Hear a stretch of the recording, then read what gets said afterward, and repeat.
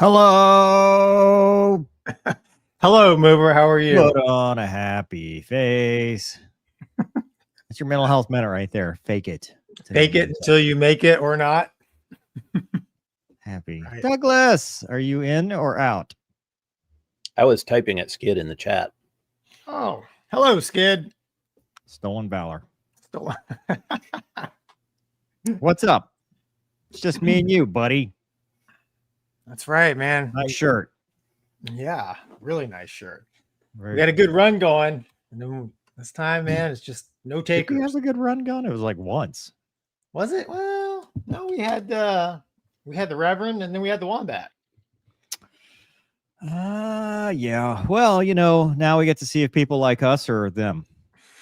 I think I know the answer, sir. Well, let's not ask questions we don't know the answer to. I want something. Words. How are you? What's new in the world of Honorable Gonky, sir? Dude, just living the dream. Nightmares are dreams too, Yeah. Where did I hear that? Every airline pilot probably or cop. Oh no. I was listening to an interview of Miles Teller, and he said when he was on the ship filming Maverick, he said he was just walking down the P-way and the sailors walk in and he's like, "Hey man, how you doing? You living the dream?" I guess the kid looked at him at a dead stare, is like, "Nightmares are dreams too," and kept walking. Oh, they are. Yeah, having been on a ship, I'm like, yeah, I dreamed last night I was back at the Makos. Was that good or was that scary? It's scary. It was like a roll call and stuff, and like everybody was looking at you. Yeah. Yeah. Yeah. No, man. I just been working on my little empire and trying to stay out of trouble. How's that empire going, buddy? It's still very small. much like some of the countries we talk about, apparently. Yeah. Can't wait for that. We're gonna insult some countries tonight. Let's talk about things. Yeah. Well, how about you? What's been going on with Mover? I don't know. Nothing. I heard you had a productive day. Don't talk to me. Don't talk to me, dude. I know how. Well, I already knew that, but I know how you feel. You try to do something productive, and then it turns into a full day of just stupidness. Yeah, but at least the work you were doing, you didn't bust your knuckles. I did. I burned myself. Really? Yeah, I burned myself. Was there soldering required? Yeah, heat gun. Really? Wow. Trying to melt plastic to make things fit in places they shouldn't normally fit.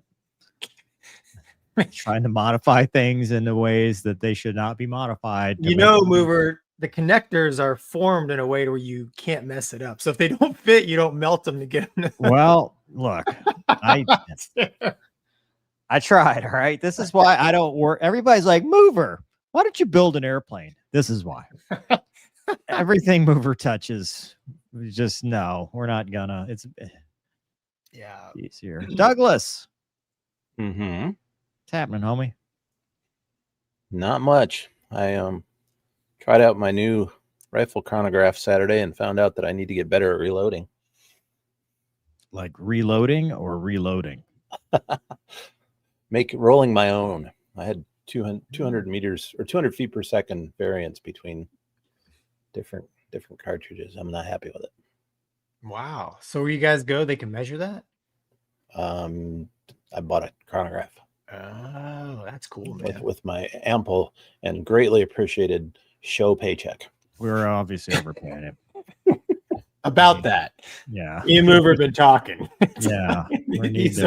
These are difficult fiscal times. We need Christmas is canceled in the house of there goes your discount ammunition, Mover. Yeah, I'm pretty sure I could buy a lot of ammo for that price.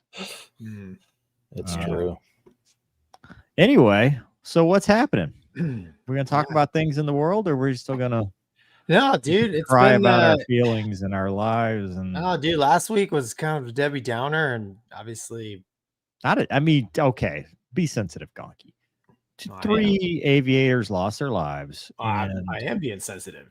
This is not Debbie Downer. Like that's okay, but It's a very serious thing. I mean, that was very, very tragic. And I don't think there's been any updates on that, right? It's pretty much now we're waiting for the preliminary report. I guess they've gotten the CVR, which is going to be, can you imagine? No, Can you imagine being the pilot that has to sit through that?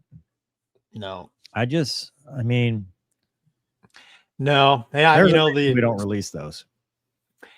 Yeah, like the I mean, yeah, no, that'd be terrible, dude. I mean, unfortunately, there is a lot of valuable data on there, but like it takes somebody, it takes a special person to be able to sit there and listen to.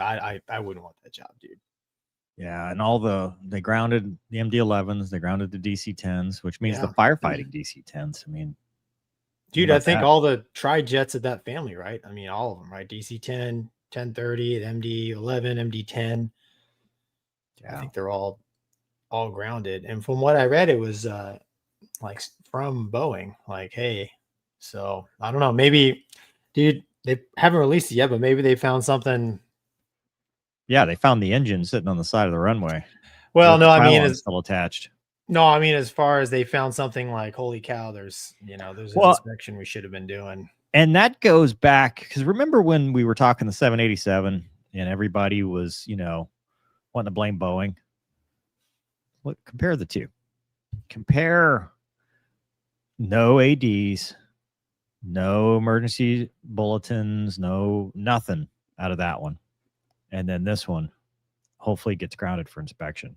That tells you a lot. And that's what we had talked about when this happened, was there was nothing that really came out other than garden throttles, the fuel cutoffs. They talked about that. Yeah. But I mean, that's telling. I mean, imagine if, imagine if you're on the maintenance side and they're like, hey, take a look at all the pylons, and they crack open, the first 5 they crack open, they see a lot of stuff they don't want to see. I mean, it's like right away, something's, it's going to be obvious. So you're right, dude. It's very telling. But you can never really assume anything. It could be just, I don't want to say overreaction, but always an abundance of caution is better than not enough, just in case they find something there. But yeah, no, man, I mean, last week was tough, dude. And of course we're going to talk about it briefly, but the start of this week wasn't that great. The C-130 thing. So I mean, that last week too. It was this week. Last week. Today's Monday. Today is Monday. It was it was after the show. My weeks go from show to show, Mover. It occurred after episode 3. Yeah, dude. So, we only have 2 left. What happens when we hit? Oh no, I can't do math. 5 left. Well, dude, I mean, we're gonna be on Alpha, Bravo, 0.1, 0.2, Charlie, 0.1. Yeah, we got Alpha, time. Yeah, and dude, listen, if we can, there's nothing that says we can't skip to season 7 for a while before we come back to 6 to do 6-9. Right? Could we? I can't do that math in public, dude. Let's just, but that's a good point about the stuff that they've come up with. It's amazing to me every time we do this show. You and I sit here and we feel like nobody's watching, and then we'll do something like that, and the emails that I've gotten in the last week from people in the know, people in the industry that were like, hey, thank you. I mean, it means a lot. It really does. And honestly, if you remember, I didn't want to cover it. Obviously, it's something, we're going to talk about because it's, public interest stuff, but it's not something that I take pleasure or pride in covering, because people lost their lives, families lost loved ones. It's very tough. It's very hard. And it does mean a lot, because to me, it's a little bit of validation when, we get emails that are like, hey, I flew for this company for this amount of time, and you're right, blah, blah, blah.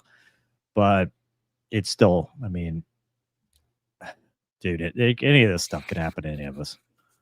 Yeah, no, that clip especially got a lot of good feedback from a lot of tri-jet pilots and maintainers, which was really cool, And there's actually, if you read through the comments, there's just some insight on that airplane. And by all accounts, like pilots loved it, maintainers loved it, but I thought it was like, at least for FedEx, it was like the new hire airplane. If you flew Hornets because of the AOA approach, it was a new hire aircraft. Like, yeah, they would send people to, because it's a tricky airplane to fly. yeah. If you study the MD-11 and anything, if you nerd out on it, I mean, basically the tail's a lot smaller for less drag because they were trying to get more performance out of it, which obviously affected slow speed handling. And it, you're right, it's more of an AOA flyer, which I heard that as well, especially at like FedEx. If you're a Hornet guy, Navy guy, that's probably the airplane they tried to get you into. There's been several, MD-11 crashes, basically, botching the landing.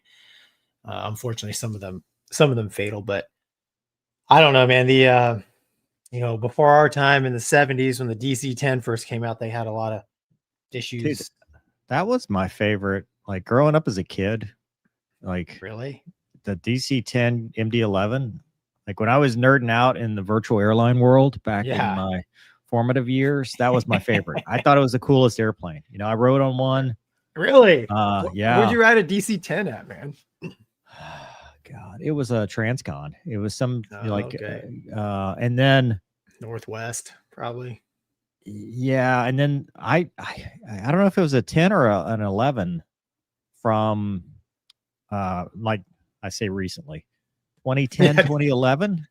Really? To go to Hawaii. We did a dead out in Hawaii. You flew commercial?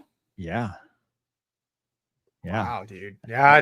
And then obviously, favorite tanker in the world. Yeah. Produces the coolest people in the world. And also easiest to refuel behind. Did you ride on one? Did you ever get a ride on a KC-10? Oh, yeah. I've ridden on the 135, the 10. You rode on the KC-10? Mm-hmm. No kidding, man. Is it just Cadillac compared to the Iron Maiden? Dude, those guys are so happy. Like, everybody's in a good mood. They're just loving life. I just remember the 135 going back to Homestead, and it was kind of bumpy. And I just remember I'm looking through the open door, right? Because where you're sitting, you can see outside. And I see we're on final, and I see runway, no runway, runway, no runway, no. And I'm like, oh, God, dude, what are we doing? Do I need to come up here and fly this thing? Because at the time, I'm like 20-something F-16 pilot. I think I fly anything in the world, and everybody's, much like today. But it's totally different. Those guys are sweating up there. KC-10 guys are just like, oh yeah. What's our dinner plan tonight? What's up?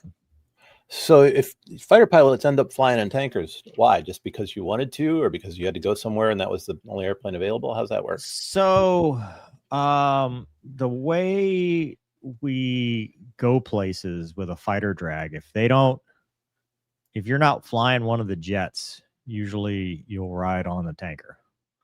In our specific case, we did a lot of Hurvacs from Homestead. And unlike the Navy, Gonky, when we would Hurvac, we'd leave the jets and go back. I remember my first Hurvac in 204. They're like, okay, we're here. And I'm like, what do you mean we're here? We got to go back, right? And they're like, no, you stay here and ride it out here. I'm like, well, wait a minute, dude, I got stuff back here. But at Homestead, we would Hurvac, and then some airlift of some sort would bring us home. One time it was a 135. One time it was a C-40. Had the C-40 bring us home. Yep. I've had the C-9. Yep. The little DC-9 thing, the executive, all that thing. That was kind of cool. That was fun. We've had the worst one was a C-130. Because they could. No, it was an Air Force one. It was an Air Force C-130, but they could not cross the Gulf for some reason. RNAV or whatever. So we went up Homestead and then hook a left across the. It was some stupid 4, 5, 6 hour flight, and I'm just like, on the web seats. Yeah. It's like, this is not for me. That's wild, dude. Yeah. Well, I didn't know So- you were such a tri-jet fan, dude. When I was a kid, Oh, dude, on the loved it. commercial side, 7.4 all the way, dude. I loved it.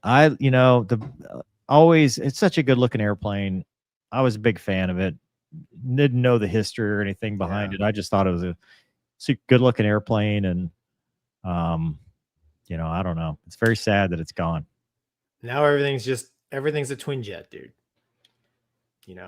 International, Well, the big jets are twin, little jets are twin. Yeah. All about fuel efficiency. Yeah. Well, 7.8's pretty efficient. Yeah. I You can know. do that. The A350s is too. That's a good looking plane. All right. Ryan says $5 Canadian, which means we owe money now. I love the Gover and Monkey show. Thank you. I mean, Appreciate it. Listen. Corvette World Rob says working, but wanted to give you guys a shout out. Selling the Corvettes. I That's see. awesome, man. Yeah. Maybe I'll get to sale. It'd be awesome. Yeah. All right, dude. Let's talk about serious things. You ready? Ready as I'll ever be. Yeah. So last week, as you alluded to, there was a Turkish C-130 crash, and just like we were talking about, they grounded all of their C-130s, which claimed that they had a devastating crash in Georgia, claimed the lives of 20 Turkish military personnel. The incident, which unfolded on November 11th, which was 6 days ago. Right. It was a C-130 Echo Mike. It was like a 57-year-old airplane. Yeah. That they had gotten from somewhere else. But do we have that second article that's got just the still shot picture? Let me take a look. It should be in there. They're videos, but I mean, you just hold the still shot. It's got all you need to see. There's a video of basically it took off. I think it got up to the teens, maybe 20,000 feet. How much? 24,000. Yeah. And then something happens and it has an in-flight breakup. And what it reminded me of is the Marine crash over Mississippi, like in 2016, 2017, which is probably one of the most horrific mishaps I've ever looked at.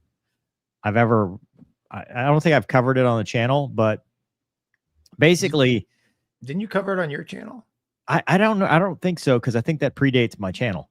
But a blade separates from one of the inboard engines, goes through the fuselage to the other inboard engine. It then has a blade separate, and it cracks the fuselage in half like a can opener.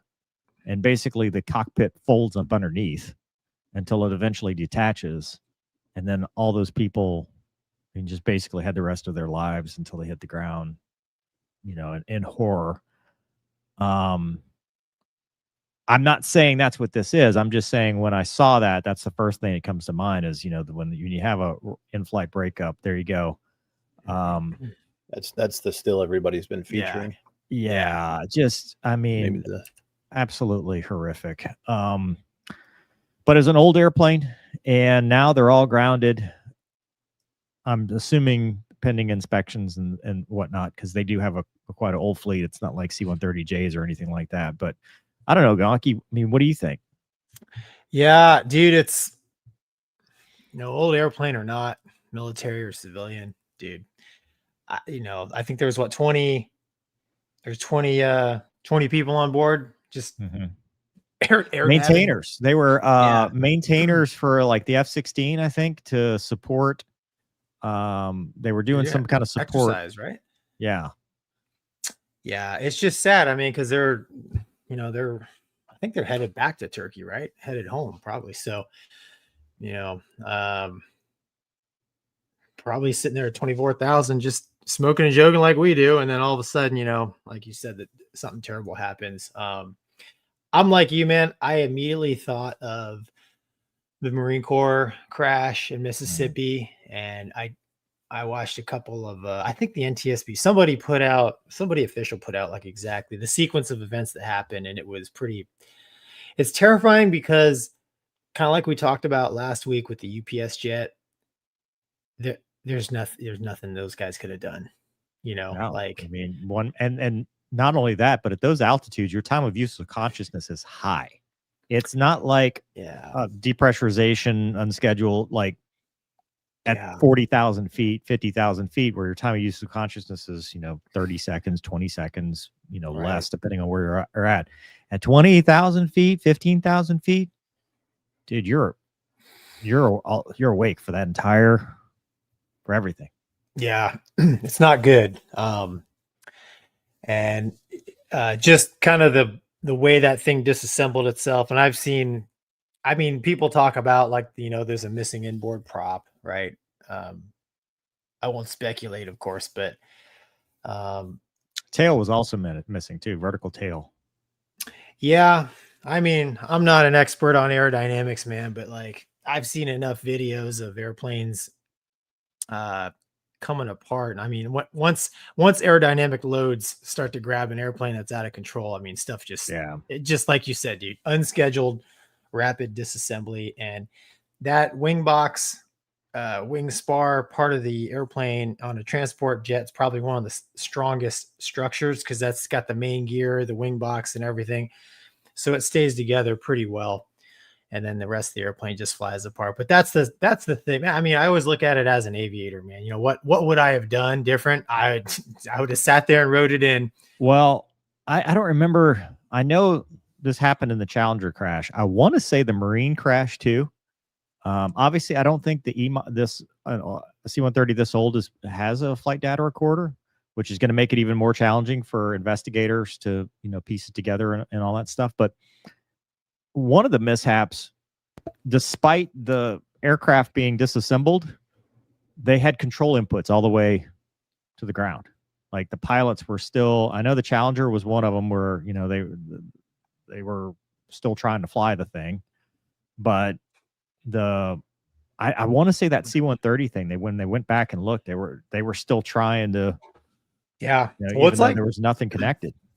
It's like Wombat was saying last week, when they were running the simulations, even the ones that were unrecoverable, you're expected to still fight it. And he even said on the show, he's like, I could be staring through the cockpit window, staring back at the rest of my airplane, and you better believe I'm going to be trying to fly it until the end. Because dude, as a pilot, as an operator, what else do you have? That's why it's, as a fellow pilot, that's why crashes like the UPS, like the Turkish C-130 are so difficult, because you can't sit there and be like, there's nothing there. You can't sit there and be like, there's something those guys could have done to save that airplane, because dude, when she comes apart like that, you can be moving the yoke around, but it's not connected to nothing. It's very tragic. Yeah, and you compare that, because we've covered too many mishaps this year. Yeah. Oh yeah. Right.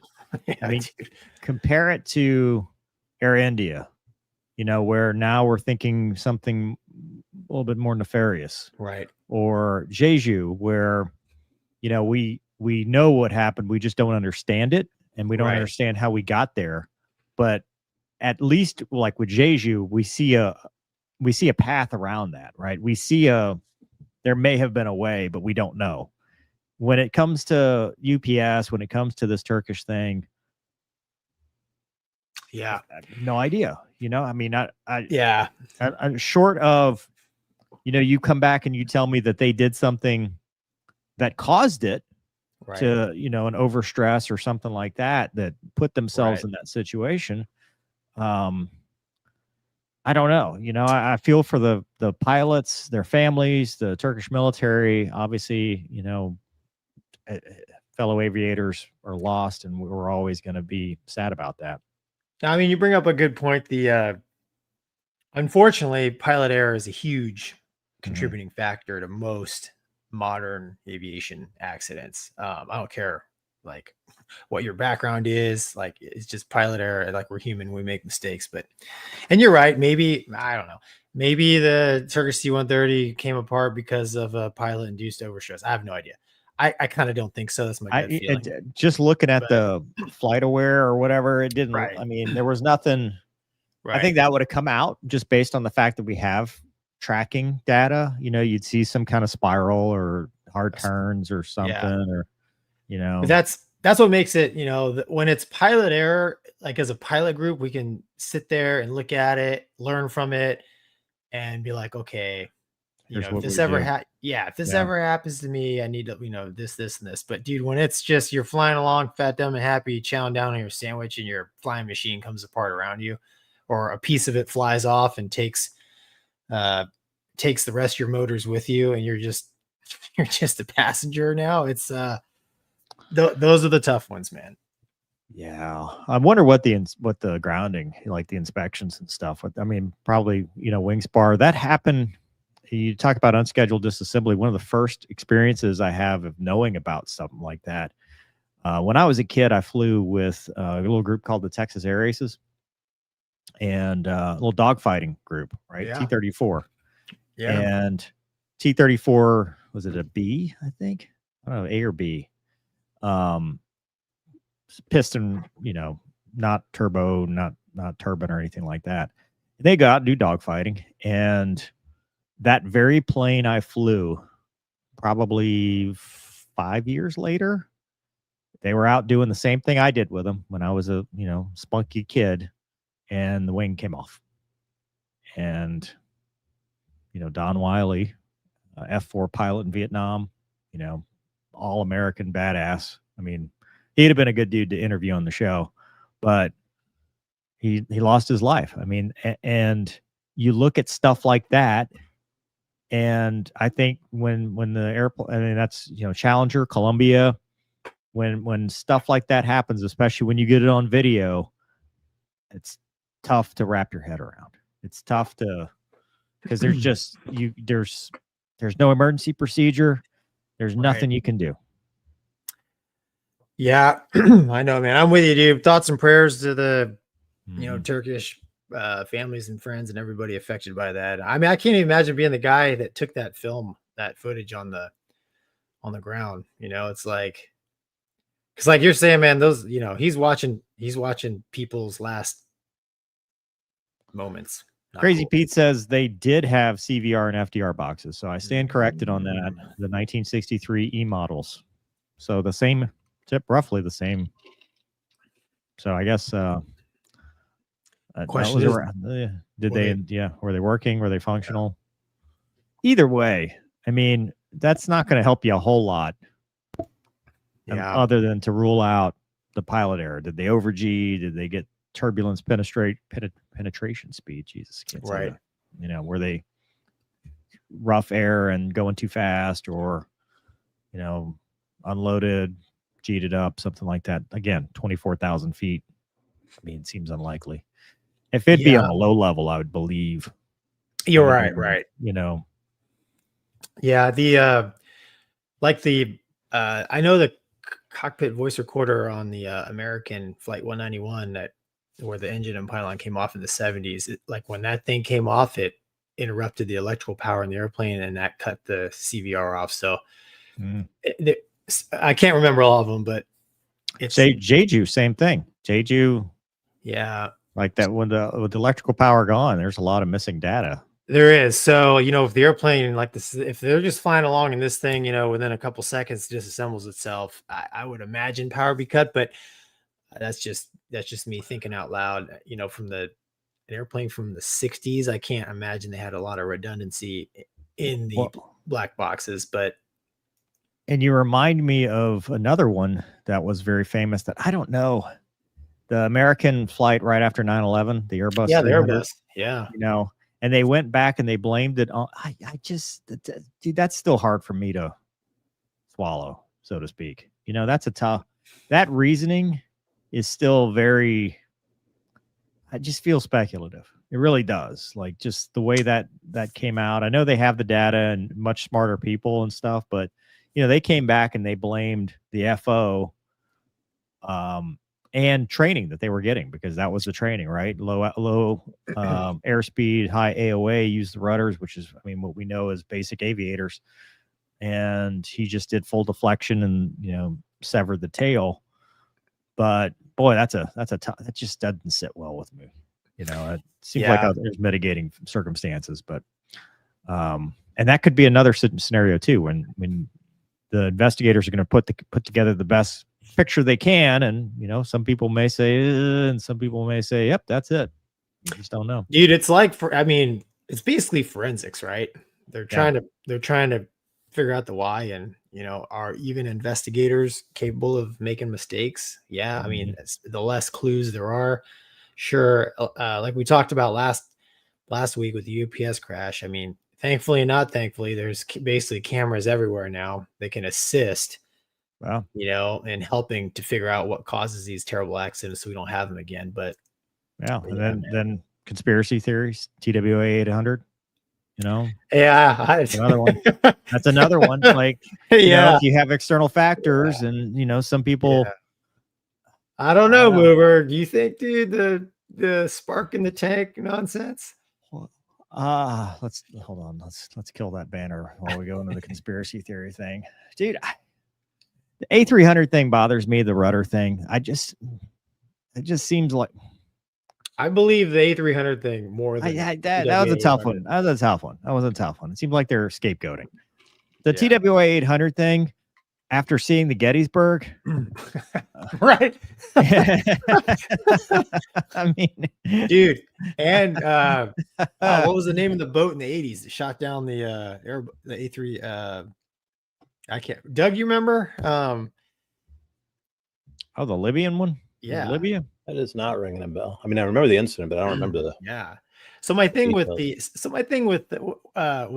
TWA 800 is this. So I because I work for the second world's largest regional airline, I have to do all my own repair work to my vehicles. And I can't tell you, like I've put at least a half a dozen electric fuel pumps inside gasoline tanks in cars, and I will tell you, gasoline's way more flammable than jet fuel. And the whole idea of like arcing and sparking in there, causing a fire, I'm like, I could be wrong. It exploded. I'm an amateur. Didn't just start a fire.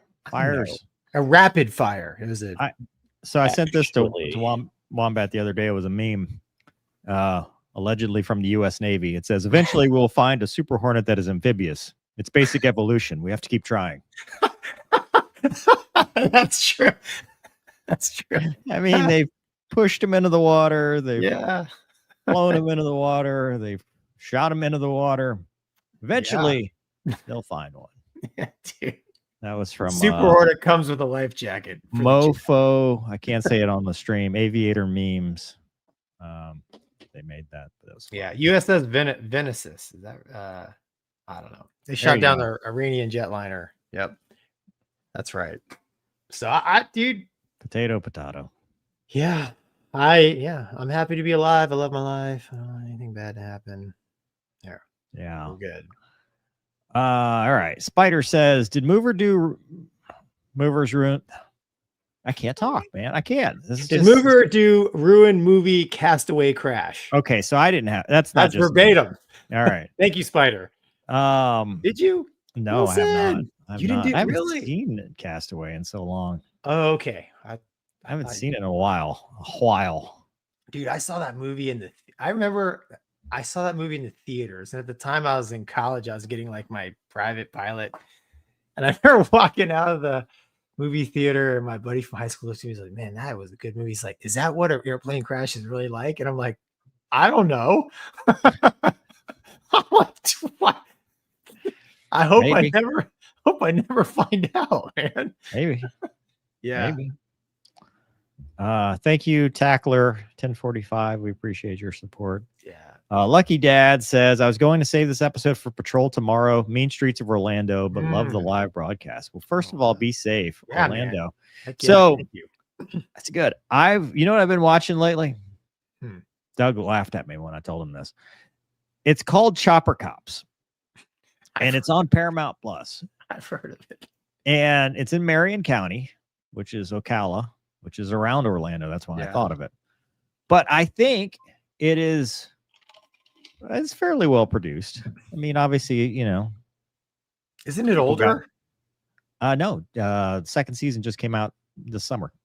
Oh, I'm thinking of something else. last year this summer. So what they do, I mean, it's pretty smart the way they do it, right? They take body cam, dash cam, and helicopter video, and then interview people that were involved and create, these little episodes with 2 cases per episode.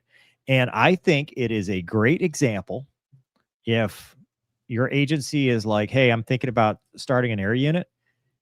It's a great example of how a well-funded, well-run air unit can be an asset to an agency. Do they incorporate canine units Yes. There are dogs too. in the chopper? No, not in the chopper. They know. talk the dog onto they talk the handler with the dog onto the bad guy, and then the dog bites the bad guy. This looks pretty cool, man. It is pretty cool. Is that a and Bell 206? dude, they have 4 helicopters. Oh, this is. They have the OH-58. They have a couple OH-58s. They have a Bell 407, which is a good looking helicopter. You can tell when they're flying the 407 because every other helicopter, they're wearing the big Spaceball helmet. Yeah. But then they get in the 407 and they're wearing Bose headsets and nobody's sweating. Everybody looks happy. They're just kind of chilling. But I can tell you, the difference between a money pit and this is how it's run. I mean, 100%. You get an agency that treats it like a flying club and they won't get these results. But if you watch what they're doing, they found a missing mom and her kid that could have died out in the forest out there. They dealt with an arsonist setting fires in the woods. You have this? Dude, how can you fly with that helmet? I have a helmet. Like that? Mhm. Man, it just seems like there's so much Well, Is that- mine fits, right? Are those MVGs? I love his patch that says when pigs fly. Yeah, they were MVGs. Wow. All right. Yeah. But that's cool. All man. these pursuits, where they're tracking, because what they'll do is they'll get involved in the pursuit and the units will back off and then they'll just follow them until it gets safer and then they'll stop them, like motorcycles, because they can't pit a motorcycle. So they'll just let the motorcycle go. They'll back off and then they'll go find them wherever they end up stopping. It's a good example of how a 24-hour, fully staffed, fully funded, support of the sheriff air unit can run. That's cool. On the flip side, they need to have like a disaster choppers on the flip side where it's, a sheriff that doesn't really know anything about it and they just fly and they just a money pit, because you go either way. It just depends on how it's run. This could be your show, dude. Yeah. Could be. What show? Yeah. What show? Disaster Cops? Yeah, disaster cop. Just his life is a train wreck in the air and on the ground, starring Mover C.W. ruins Lemoyne. helicopters. Yeah. Yeah, dude. Oh, he put Jeff in the jet fuel. Helicopter, dude. Yeah. He worked on his own helicopter. It's fine. It's legal. I can do This it. episode is canceled. Yeah. It's one episode and it cost $44 million. That's perfect. Yeah. I The love it. agency is broke now after starting with a $5 million surplus. Perfect. Just an idea. Kevin says L1011 TriStar. Yeah, that was the other tri-jet competitor to the DC-10 that actually marketing wise, if you look at the sales numbers, the DC-10 beat the L1011, but I would argue the L1011 was a better airplane, but that's just me. L1011, dude, was the first airplane where they put it on the runway, hit go, it took off, flew a route, landed, and stopped by itself. It's 1972, I think, early 70s. It's got DLC. I think it does, yeah. It's one of the first. The Tomcat, obviously, but Yes. it's got DLC. Cool airplane. Dynamic lift compens. I don't know what DLC stands for. It's where the spoilers come up to kill the lift. Yes. So you don't have to adjust on the Tomcat, is so you don't have to adjust the pitch. You can just lower it. 7.8 will do it too. Really? Yeah. We had we called the Hornet had poor man's DLC, which was a really quick wing waggle. It would destroy your lift. So that's what everybody called it. Hornet DLC. Yeah. I don't understand the center engine on the L1011 because it doesn't look like it has an exhaust. It does. It is Just- center mounted on the fuselage. So the So intake pipe it. makes an S. Yeah. So the intake makes an S. Whereas the DC-10, dude, it's straight all the way through. Which so. one was the Omaha one? Omaha, or are you talking about the Sioux City, Iowa? Okay, that yeah. That was a somewhere out there. DC-10. Was that a That was a DC-10? Yeah. So the tail engine exploded, wiped out, it fragged itself, took out all the hides, and then they were along for the ride. And they just did the thrusties on the engine thing. Yeah. That was No Sioux City. kidding. Yeah. Captain Flight Al Haynes. 232. You were, dude. You're Dude, listen, when I was a all over kid, this. dude, when I was a kid, this is why I'm maxed out. I can't learn anything else. I got all this. His brain is full. It's full. Like I'm like The my memory. laptop when I'm trying to edit videos. It's like, sorry, no more stories. That's it. That's it. You need to delete some things, Gonky. That's all right. I Yeah, can't. get in there and do a defrag. I can't, dude. This is it. Oh boy, You can't defrag a floppy disk, dude. so to speak. So to speak. Yeah. RO Pilot says there's a firefighting C-130 where the wing folded on video. Something about the fuel in the Mhm. tanks is part of structural integrity. Wow. Yeah, that one was hard to watch too. So Yeah. yeah, Hey, Ron says, Mover, I remember that crash after September 11th. It kind of turned everything we know about maneuvering speed on its head, if you believe it. Asymmetric G-loading, maybe not. I don't know. I mean, just like, I don't know. Because now when you go to recurrent, they're like, keep your feet flat on the floor. And I'm like, okay, but still the fastest way, if you're high AOA, is the rudder. well, yeah, it depends on the flight control system. I have no idea. The A300 was kind of a hybrid, right? That was their first It's a yoke. yeah, first jetliner. So yes, it has a yoke, and I don't think it was quite as automated as the A310 and 320 and all the Airbus jets after it. But yeah, man, modern airliners, any kind of digital flight controls, it's like just put your feet on the floor. All right. I love this comment. I cannot wait to ask it. Oh Gonky says STVG1GC. Why not try to go fly the 747 before you quit 121 flying? no.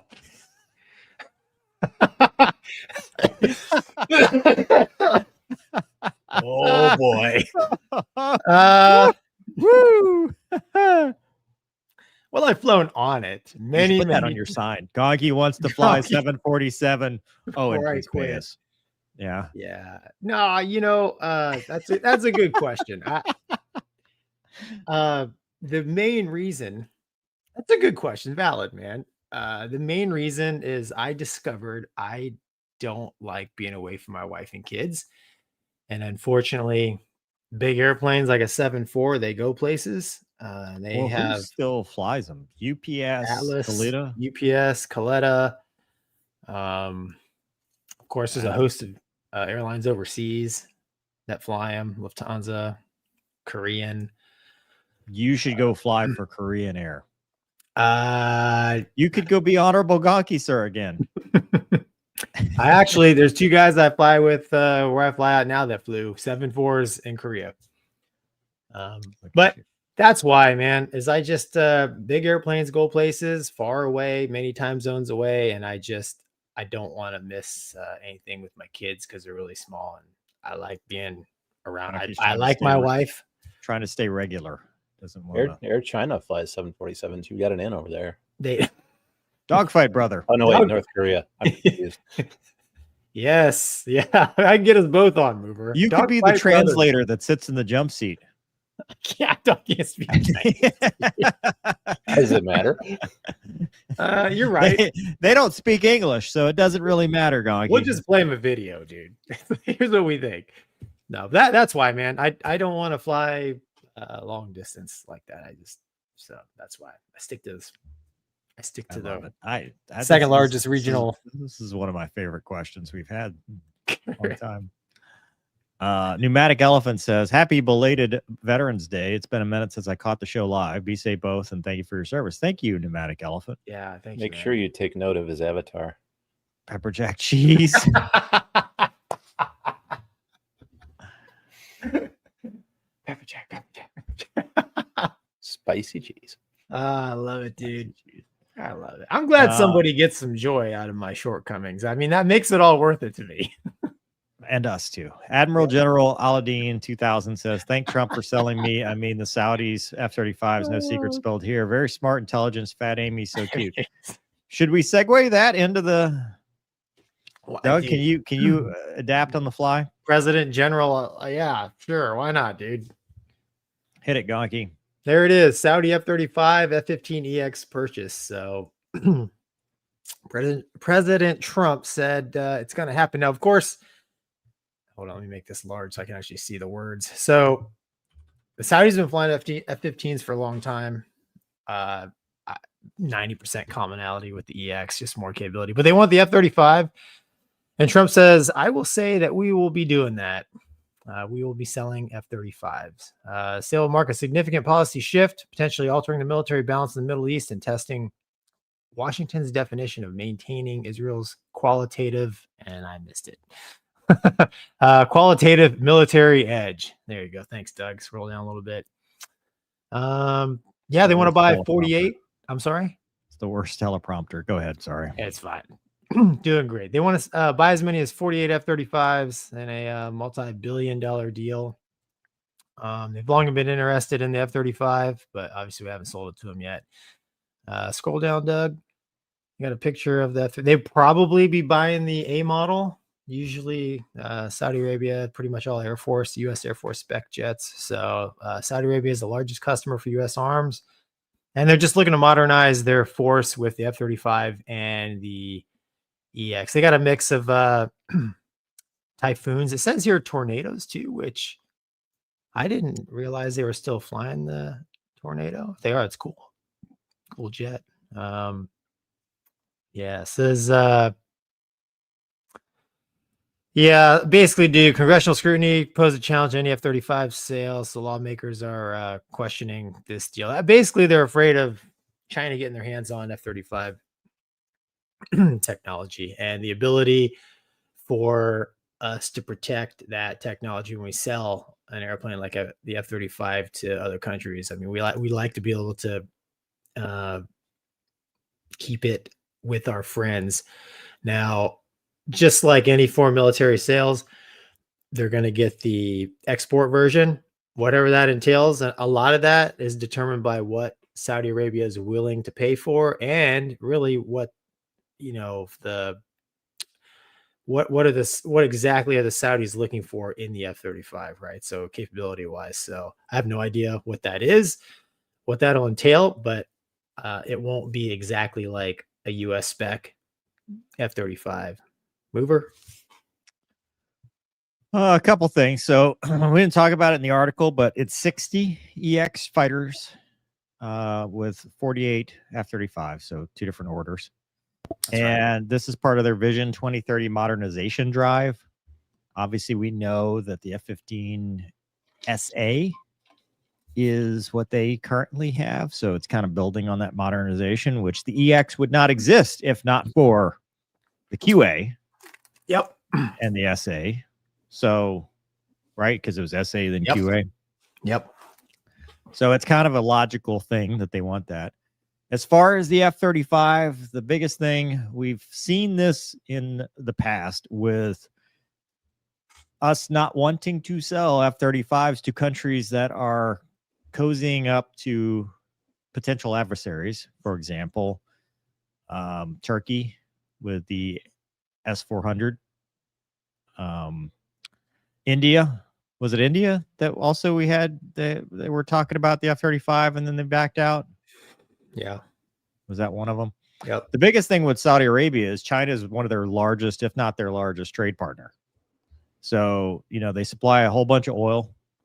They have a whole bunch of investment. So, and as we know, you can't separate business in China from the government. So that raises some red flags because anything you sell to China, anything you sell to Saudi Arabia could end up in China's hands. Now, does that matter?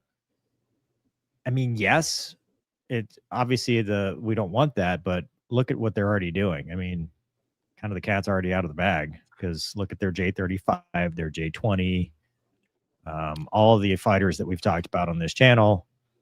And as you mentioned, it's foreign material sales. So it's not what we have, but it's not bad either. And there's probably stuff just by the basic design of it, right? There's characteristics that you just can't take out and say, here you go, here's our watered down version, because just the design of the entire aircraft, you can reverse engineer and stuff. So there is a threat, but as we've talked about with the EX and with other fighters, that's what keeps the assembly lines open. So there was another article about, I want to say Taiwan, where Lockheed is having trouble filling the orders on the F-16 side. And if it weren't for the fact that they'd have just modernized them, that they'd be in a hurt locker. But there's a point where selling these, the backlog is so severe that, when and how they get them will be years down the road, and, it'll be overcome by events anyway. Yeah, you bring up a good point as far as the cat's already out of the bag for the F-35 based on the airplanes they got coming out. But similar to, the F-16A, F-18A, as it's not, they may have information on the airplane, of course, but the envelope is still expanding, right, on those airplanes, right? New capabilities and stuff with software updates and even tactics kind of stuff. So, you may have bled in the past. You want to stop the bleeding for the future, right? So just because that's always a common argument with like DCS. They're like, well, I saw it on Google, and it's like, well, just because you saw it on Google doesn't mean that I can go tell you and confirm it. Right. Just right. Yeah. But the other thing too is the aircraft that they're going to get, right, is, I mean, so far down the road. Yeah. Yeah. I mean, you mentioned it as well, man. The, FMS sales are, I think they're very important. I mean, the F-15, a lot of the, I mean, like you mentioned, man, the QA, the S, all that, not only has it kept the line open, kept development going on those airplanes, then we benefit from that as well. The F-18, we wouldn't have EP engines if it wasn't for the Kuwaitis, right? So, and I guarantee there's probably advancements on the F-16 side that were funded by other countries purchasing that airplane, because I mean that's one of the best-selling air fighters of all time. So it's just a balance, man. It's an arms race balance, right? I mean, anytime we could never sell any of our military tech to any country and secrets still get out, right?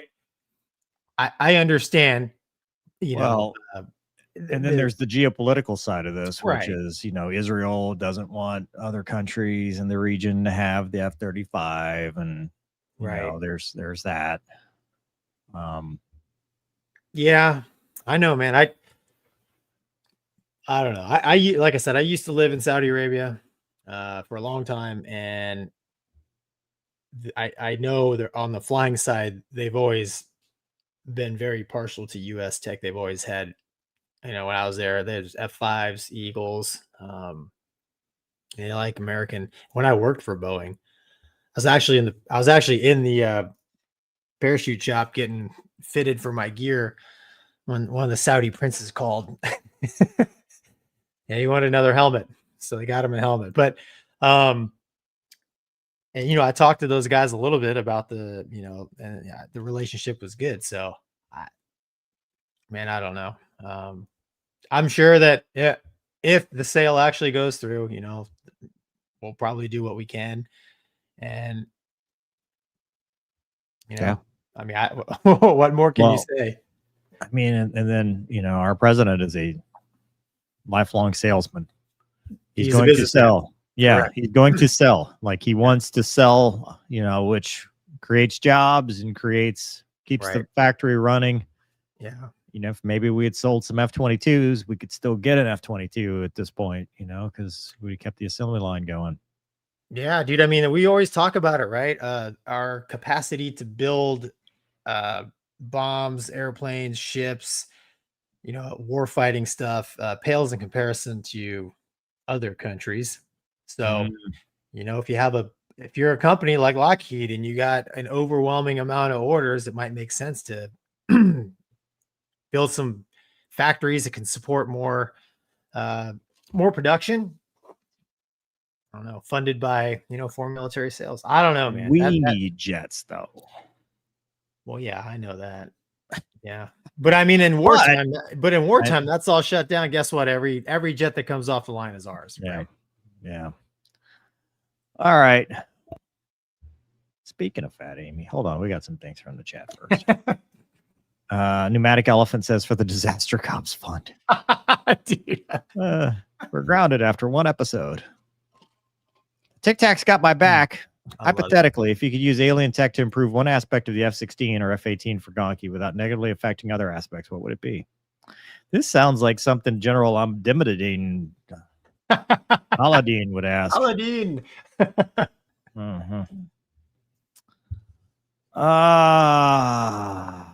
Gonky.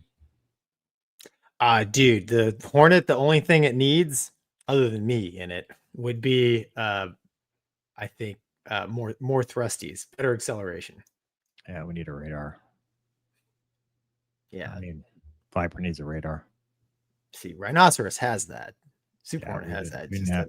Well, now it does. Now the Viper's got the 83, APG 83 and ESA and all that stuff. It's still not, it's a baby ESA, but still, I flew with an old Mexican. Yeah. You know, so. You were a working man, dude. That was a working man's. I was a work bump slam roll, baby. Yes. Oh yeah. Bump slam roll. That's right. Bump slam roll.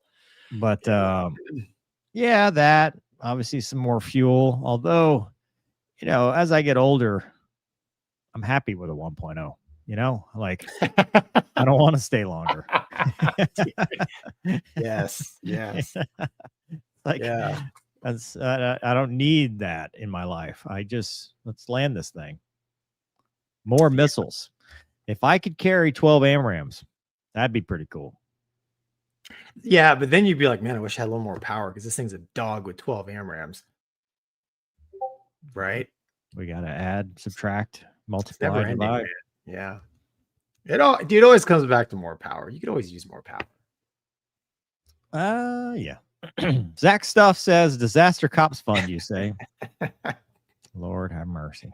I love it. Aviation Mayhem says, what are your thoughts on the grounding of the ND-11 and DC-10 with regards to firefighting? Do you reckon they'll be retired indefinitely? It's a great question. I think across the board, it's a problem because that's FedEx and UPS. That's a big part of their fleets. Yeah. Yeah. I mean, if there's,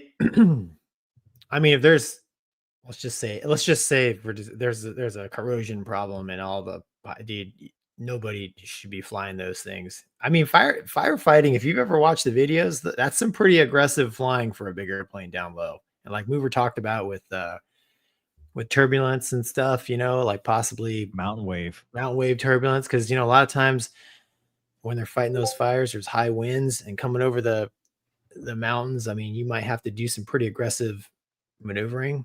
Do they do that on goggles? I think so, man. I think I've never seen the, what do they call the DC-10 firefighter, whatever I've never seen the big jet firefighting jets work at night, only during the day. Yeah. Well, that's what killed that guy was it a crop duster firefighter? So he's in an air tractor. He was on goggles. Really? At night? Yeah. Dude, that sounds terrible. I mean, I just wouldn't do it. Yeah. I always find it funny is the people that haven't spent a lot of time on goggles are the ones who want them the most. Oh, people I know. Spent all the time on goggles are like, no. There's many flights I carry goggles and never put them on. Yeah. That was like the Chopper Cop show. They're always like goggled up. I'm like, why? Yeah. You're just in an orbit, dude. There's nothing you need to see out here. No. Just look at the pod. No, and it hurts my eyes after a while. Yeah. Wow. Warhorse says, in celebration of getting a paycheck again, 2 nickels for the fighter pilots on the podcast. Don't dox yourself. And some money for Luna treats and a 747 training for Gonky. Thank you, sir. Hey, Thank maybe you. we can get the show big enough and we can buy a 747 like Iron Maiden. I don't think they bought it, dude. He flew for them and they kind of leased it. Still. It Maybe we is, can, yeah. bamboozle somebody into kind of leasing us something. I don't think we could afford to run one engine. Yeah. Yeah. I don't think we could run the APU at this point in our lives, No. you know? 2 seconds after the batteries are on, it's like, all right, turn it off. Yeah, that's all we could afford. That's the entire month right there. That's the whole month. That's right. Stephen Billings, Air Godzilla, says Gonky Foons are still flown by Germany. Okay. No, he wasn't saying, he was saying tornadoes, not typhoons. Tornadoes, yeah. I know typhoons. Yeah, we know the typhoons, yeah. Yeah. Alec. Hello, Alec. Aviation and Adventures. For the police to get to chopper fun, studying spelling words. Also got some coming your way, guys. Happy Monday. Oh, wow. Thank you. Did you mail me something or Gonky something? Alec, send it to Mover. He needs to get Loves out. The post, He needs to get out. You might, dude, listen, man, you might meet Mrs. Mover at the post office. I think I've seen movies about stuff like that. You never know. It's unlikely. Lucky Dad 18 says Chopper Cops is cool. Marion's pursuit policy is chase literally everything, like GSP. It's funny. Wombat was asking me that. He goes, hey man, I'm debating whether I should get the vehicle tracking on my vehicle, you know? And I said, absolutely not. He's like, why? I said, because you don't want it back. Yeah, It's like once it's stolen, just keep it gone, dude. Because especially where you live in Georgia, GSP is going to pit that thing into oblivion. It's gonna, and it will not. You won't recognize it by the time if they recover it. Like just let them chop it up, get your insurance money, move on with your life. Yeah, I had a buddy. I had a buddy in high school. He was about 10 years older than me, but he had a really nice Fox body Mustang. I loved it. He had a supercharger on it, you know, ran 12s in the quarters, just a super fun car. And it was his baby, and it got stolen. Yeah. And the cops found it like a month or two later. And dude, it was never the same. He eventually sold 100%. 100%. My buddy, same way. It was like a Trans Am. Exact same thing. And you're just like, no, I don't want this thing back. Yeah. I after know where it's been. No. And Wombat, you know. Can you imagine Wombat wanting that thing back? Dude, he would sell it if the air got low in his tires. Somebody stole my air. Yeah, no, he loves his vehicles, man. Yeah, I'm with you, man. Let him, if he sees it on TV, pit it right into the wall. So he says Orlando is forcible felonies only. City cops have more officer-involved shootings. Hate taking a life, but sheepdog has to shepherd. Dude, there's an episode in there, and it actually kind of hit me pretty hard because they're doing a pursuit and the guy's throwing out the stop sticks. Yep. And the second unit almost hit him. Oh yeah. That's a real thing, man. Because what happened in this case was the suspect they were pursuing swerved to hit him. So he ran out of the way. And when he ran out of the way, he ran right into the path of the unit that was trying to avoid the stop sticks. And he like dove over the barrier and barely made it. And dude, we lost a guy in March, Grant Candies, sergeant. They swerved and hit him, killed him. And that is one of my other arguments for an air unit, because when you have an air unit, you don't necessarily need, I don't know why they're still doing stop sticks, because if you can pit and you can do an air unit, you don't need stop sticks, in my opinion. I think stop sticks are incredibly dangerous, and more often than not, they're more dangerous than you need when you can either pit them or just follow them. Just hand it off to Air One, let them go wherever they're going to go, and then pick them up when they stop. Now they've got the Batman technology, the grappler that'll throw the thing out and stop them. There's a video of Michigan state police using it, and it grabbed the rear end and it ripped the entire rear axle off the car. Yeah, Really? yeah, dude. So there's your stolen vehicle. We can put the rear end back in it. It's good. There you go. Thank us for our service. Like us on Facebook. Yeah. You're welcome, sir. Yeah, the alignment will never be the same, but it's good. Wombat's super truck is now just front wheel drive only. Anyway, thanks, Lucky Dag. You got me on a tangent every time. I get excited about stuff like this. Bob says alien tech thrusties. That's it. Why not shields or green lasers? That's not how gentlemen fight. No, Bob. dude. I mean, whatever. That's not how gentlemen fight. Yeah, you'll spray that green stuff on me, right? Is that what is that? EMS Rick says, thanks for the show, guys. Look forward to it every Monday. Thanks, Rick. Monday. EABES. EABs. Don't we pay for R&D for these these? This is too smart for me. Vis-a-vis first sticker price. So are other countries getting them at lower price than we do? Oh, that's a good question. I feel like it's baked in. Well, you say baked in, so usually when a country buys an airplane, they don't just, it's not like buying a car, you just get the car and like a shoddy warranty. It's, you get the airplane and there's usually a little bit of parts inventory that comes with it, right? Because there's a lot of consumables with operating airplanes in general. There's probably a training program because these are really high-tech pieces of equipment that require specific training. Probably like simulators, tech school deals. And the cost of that can all be negotiated. But what about the R&D? Dude, that's a good question. I think, I don't know. To be honest, I think it depends. Yeah, I'm sure that's part of the cost per unit, right? Like they're like, hey, this is what I mean, when you buy a 2025 F-150, you're paying for the R&D from when they made the body style, right? Like that's baked into the. Yeah, you say baked in, but it kind of depends on. I don't know, because I mean that's the reason the thing's $100 million, right?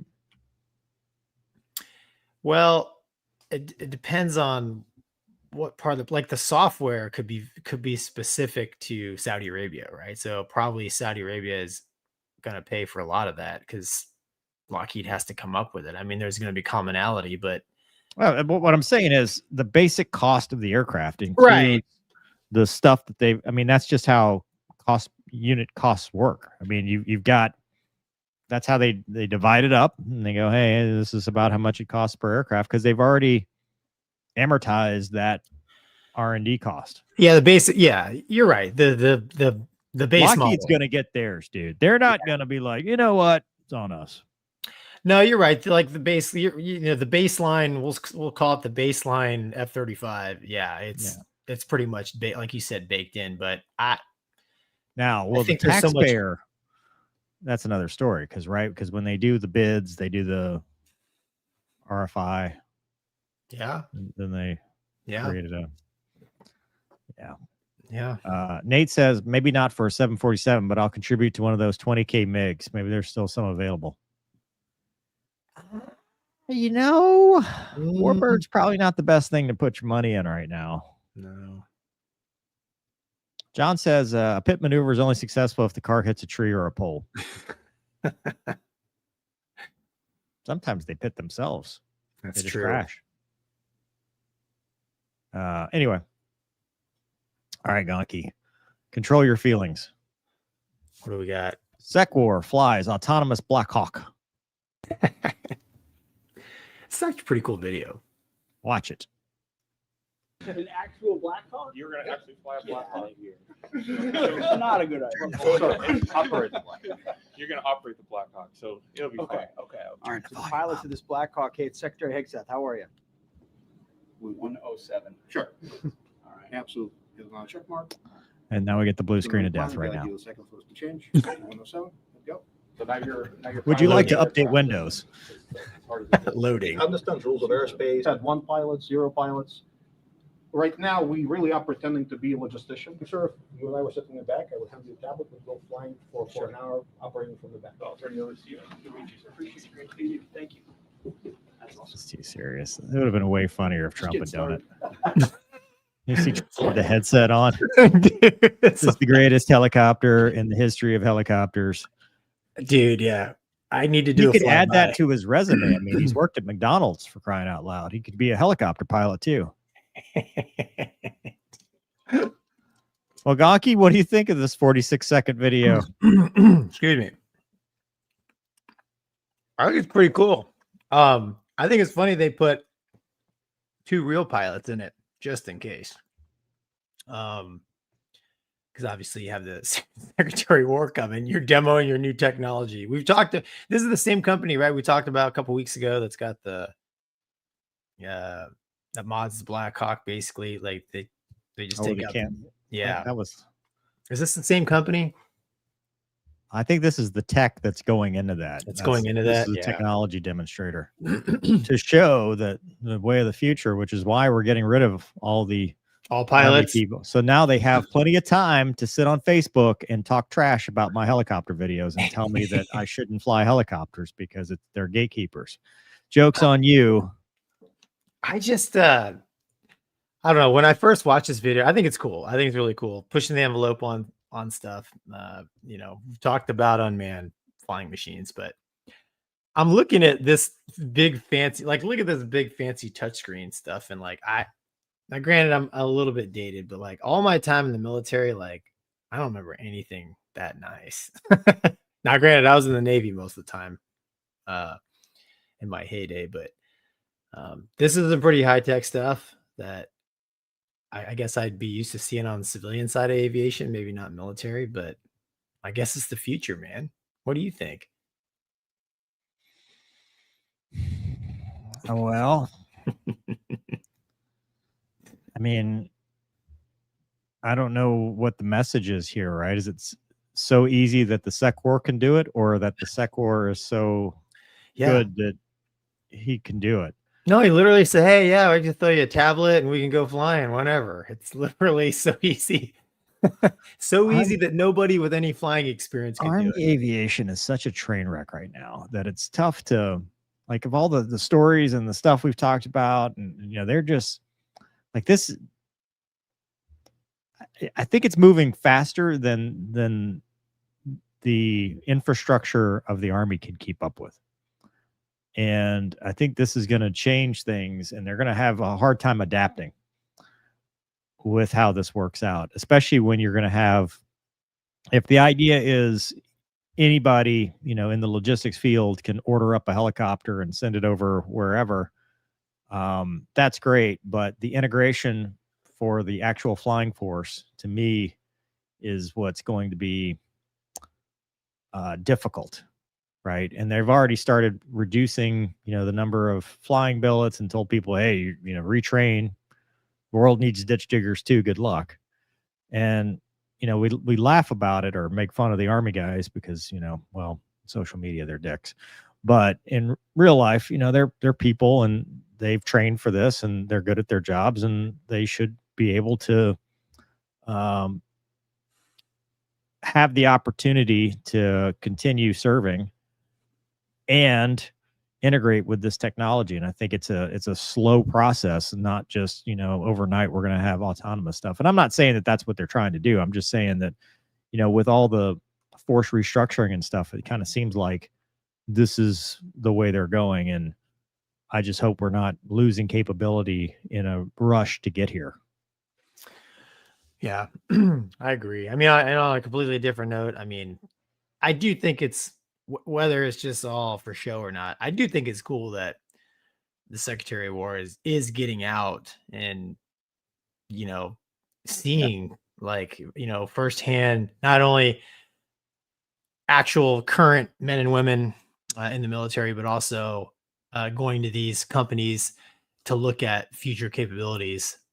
Instead of just, getting reports, getting briefings from people, actually going out and seeing it and participating, I think helps as well. Yeah. I mean, I mean, it demonstrated how easy it is. Right. So easy. And an army, ex-army, right? Ex-army soldier could do it. Retired. Yeah. I just wish Sec War were more Air Force and less Army. Yeah. That's all. Because there's never been a time in history where people have been like, hey, the Army does this well. Let's do it like them. Yeah. The Listen, Army man, way is I've not- said it before, dude. My biggest beef with the Air Force is I can tell There's that too much Army in it. they came from the Army. Like, Yeah. you roll back the clock. It's like one day they were Army, the next one day they were Army. Well, because they Air had Force. enough. Like the pilots are like, dude, we just can't do this anymore. Well, I know, but okay, we can't do this anymore. But you know, like picture yourself today. It's like the very next day, everyone showed up to work and they're like, "Well, we've got all these processes and whatever are like what you know, like once the machine is built, it's really hard to dismantle." And I agree, they're not the same. They did move away and do stuff, but that's my as a guy who came from a totally different branch. That's my biggest thing is because the Air Force definitely has some extremely bright talent. And I always look at like, man, I can definitely see remnants of Army in the organization. The worst parts. Yeah. Yeah. Well, anyway, cool video. Very cool. We need more of that. Gonky is enamored by touchscreens. It's fascinating. Okay. Yeah. We had touchscreens when I worked in the fighter squadron in 2003. Our briefing room When? interactive, 2003, 2004. Yeah, 22 years ago. No, we didn't have that, dude. Our briefing room interactive was a touchscreen. Really? Mhm. No, we did, dude. We didn't have. Yeah, there was none of that, man. We had like a laptop, like a HP laptop that you might be able to hook up to a large TV and you put the schedule up there. That was the extent of our technology. Yeah. at Well, least back then. So yeah. what? So What's in a next? first, I'm getting a better article for it because Which one? F-22. I got it. Oh, yeah, I got it right, yeah. it's pretty interesting. All right, here we go.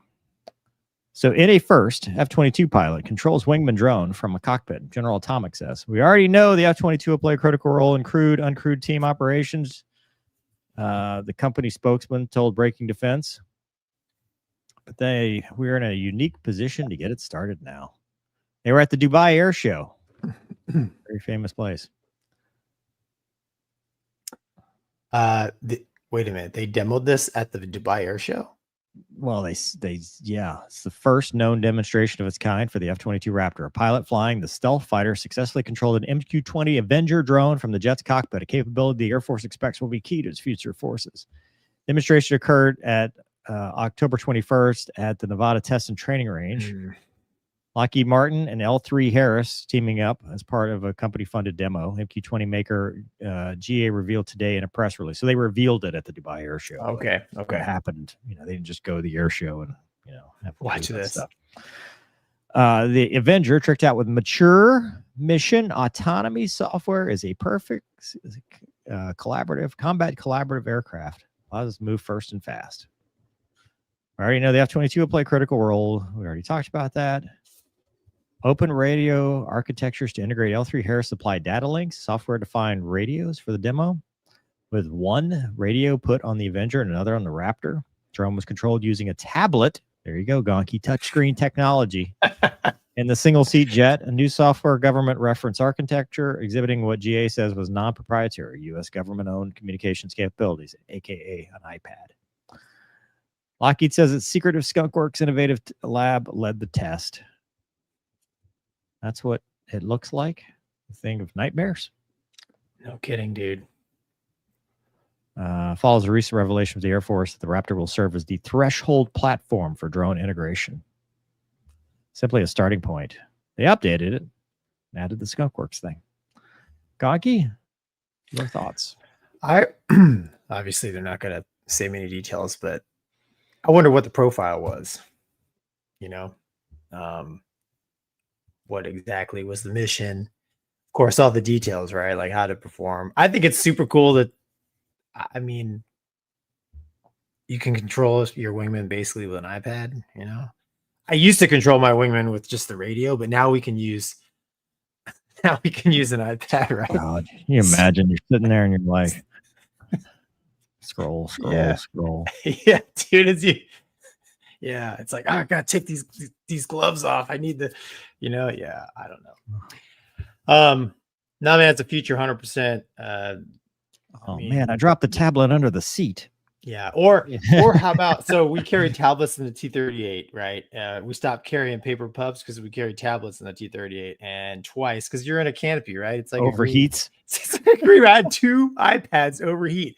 I pick it up to use it, and it's like, sorry, your iPad's too hot. I'm like, well, I wish I could tell my unmanned friend over there what to do, but that's when you hope the mature AI takes over. It shoots you down. It shoots you down for leaving your iPad in the sun. It's the Nordo protocol. It thinks that you've defected, and it just shoots you down. Oh, dude. Oh my gosh. Yeah. It's got the Gettysburg load in it, right? So no, you're done. Oh, yeah, him. Oh, sorry. It's cool technology, man. I mean, how many times we were obviously in training, but you're presented with an aerial picture that like you really don't want to flow through because you're probably going to get shot and the debrief is going to be super long. I'd rather just send my unmanned buddy in there and have him get shot or do whatever. Oh, hell yeah, dude. And then I'll sit back here, and anybody that comes out of that fur ball, I'll just that's your detonator. Yeah. Just send it down range and see what happens. The problem is what happens when they send their detonator too. Right. And then, dude, we're going to have CCA dogfights, man. Yeah. It's going to be full circle, dude. Yeah. And then, like, what do we do? Do I stay back there? I mean, eventually. Yes, because it does it better than you.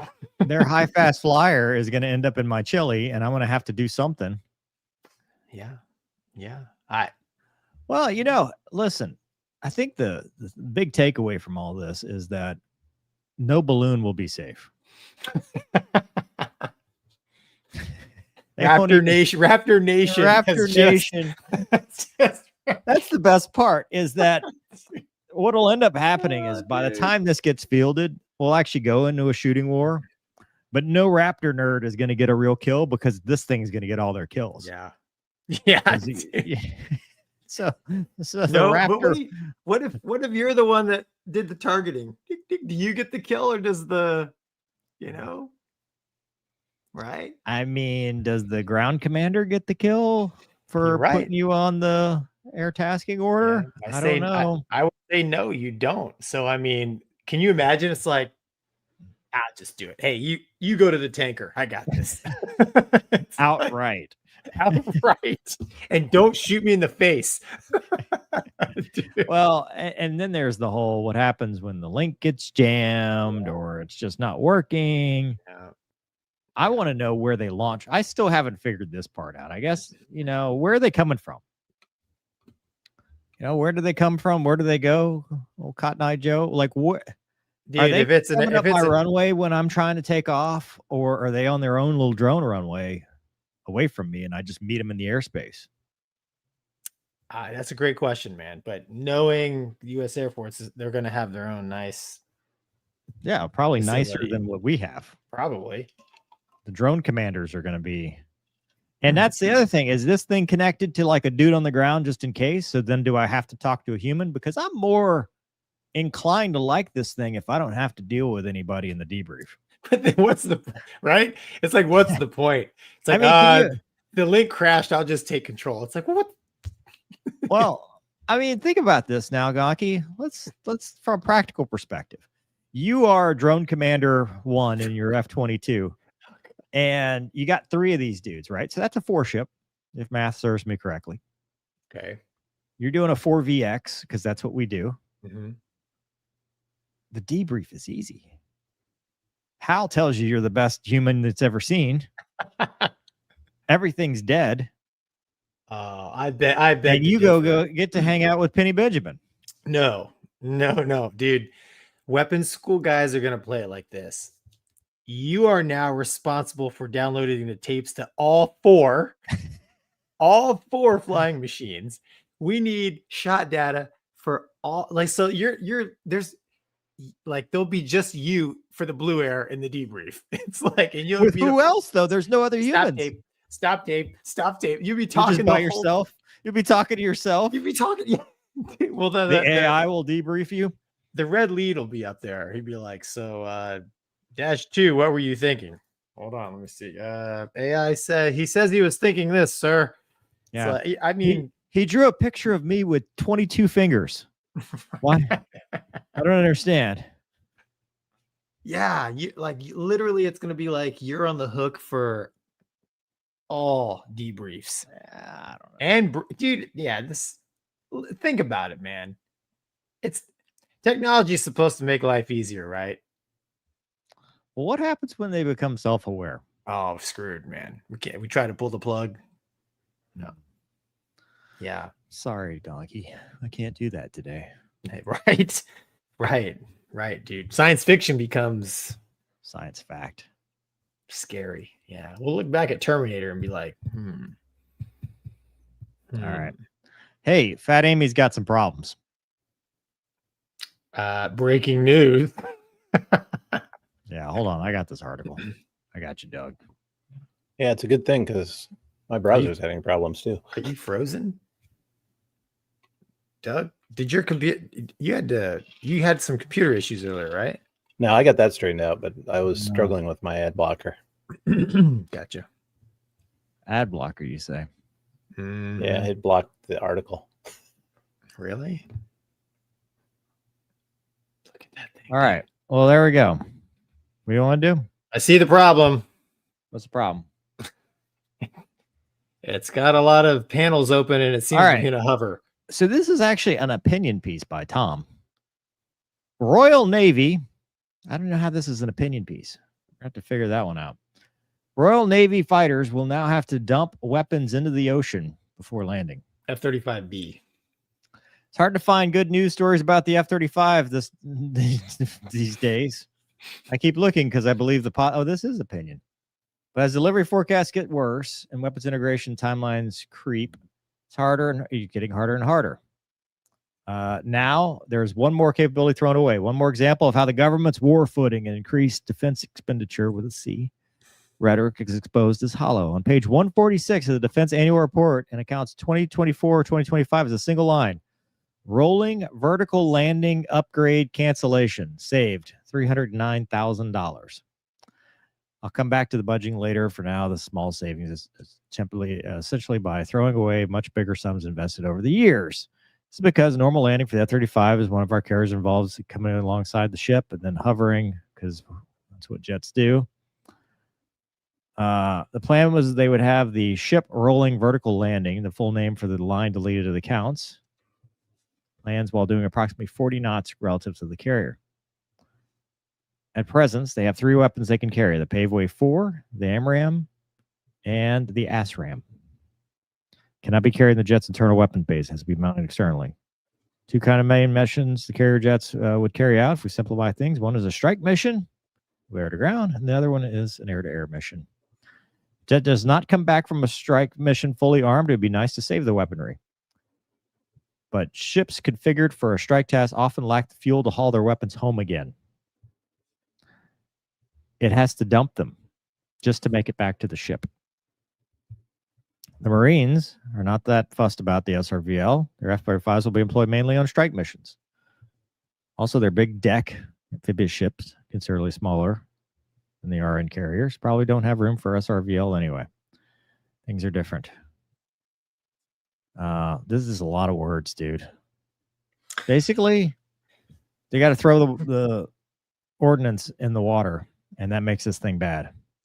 Yeah, so I think the original plan was obviously F-35B has a vertical takeoff and landing component, but if you can, much like, you were schooling us about helicopters the other day when Wombat was asking his helicopter questions, if you get some forward motion going, some lifties, under the wings, the airplane can, the flying machine can carry a lot more weight, right? So by them eliminating the shipboard rolling vertical landing ability, now F-35 has to rely completely on its, vertical takeoff and landing capability, which it just can't lift the weight, man, because the wings aren't helping, right? So even 40 knots, you combine that with some natural wind over the deck because they got the ship steaming in the wind. I mean, you're talking maybe 60, 70 knots of airflow going over the wings, other lifting devices, and that really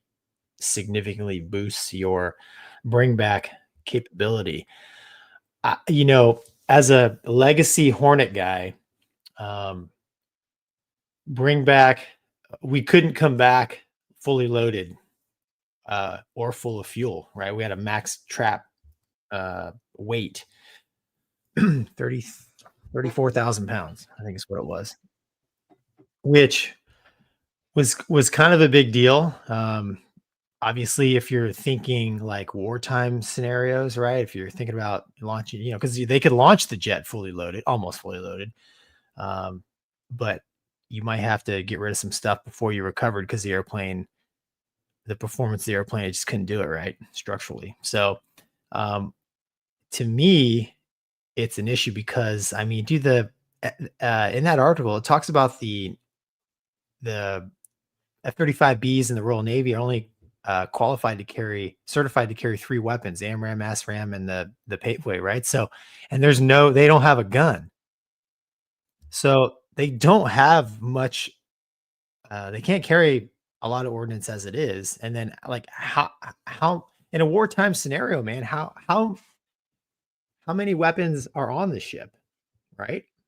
I mean, so that really, I think, affects your combat capability. If you're just throwing good munitions into the water, yeah, it's expensive, but also, dude, it hurts your warfighting capability because like I said, how many weapons are on the ship, right? So I don't know.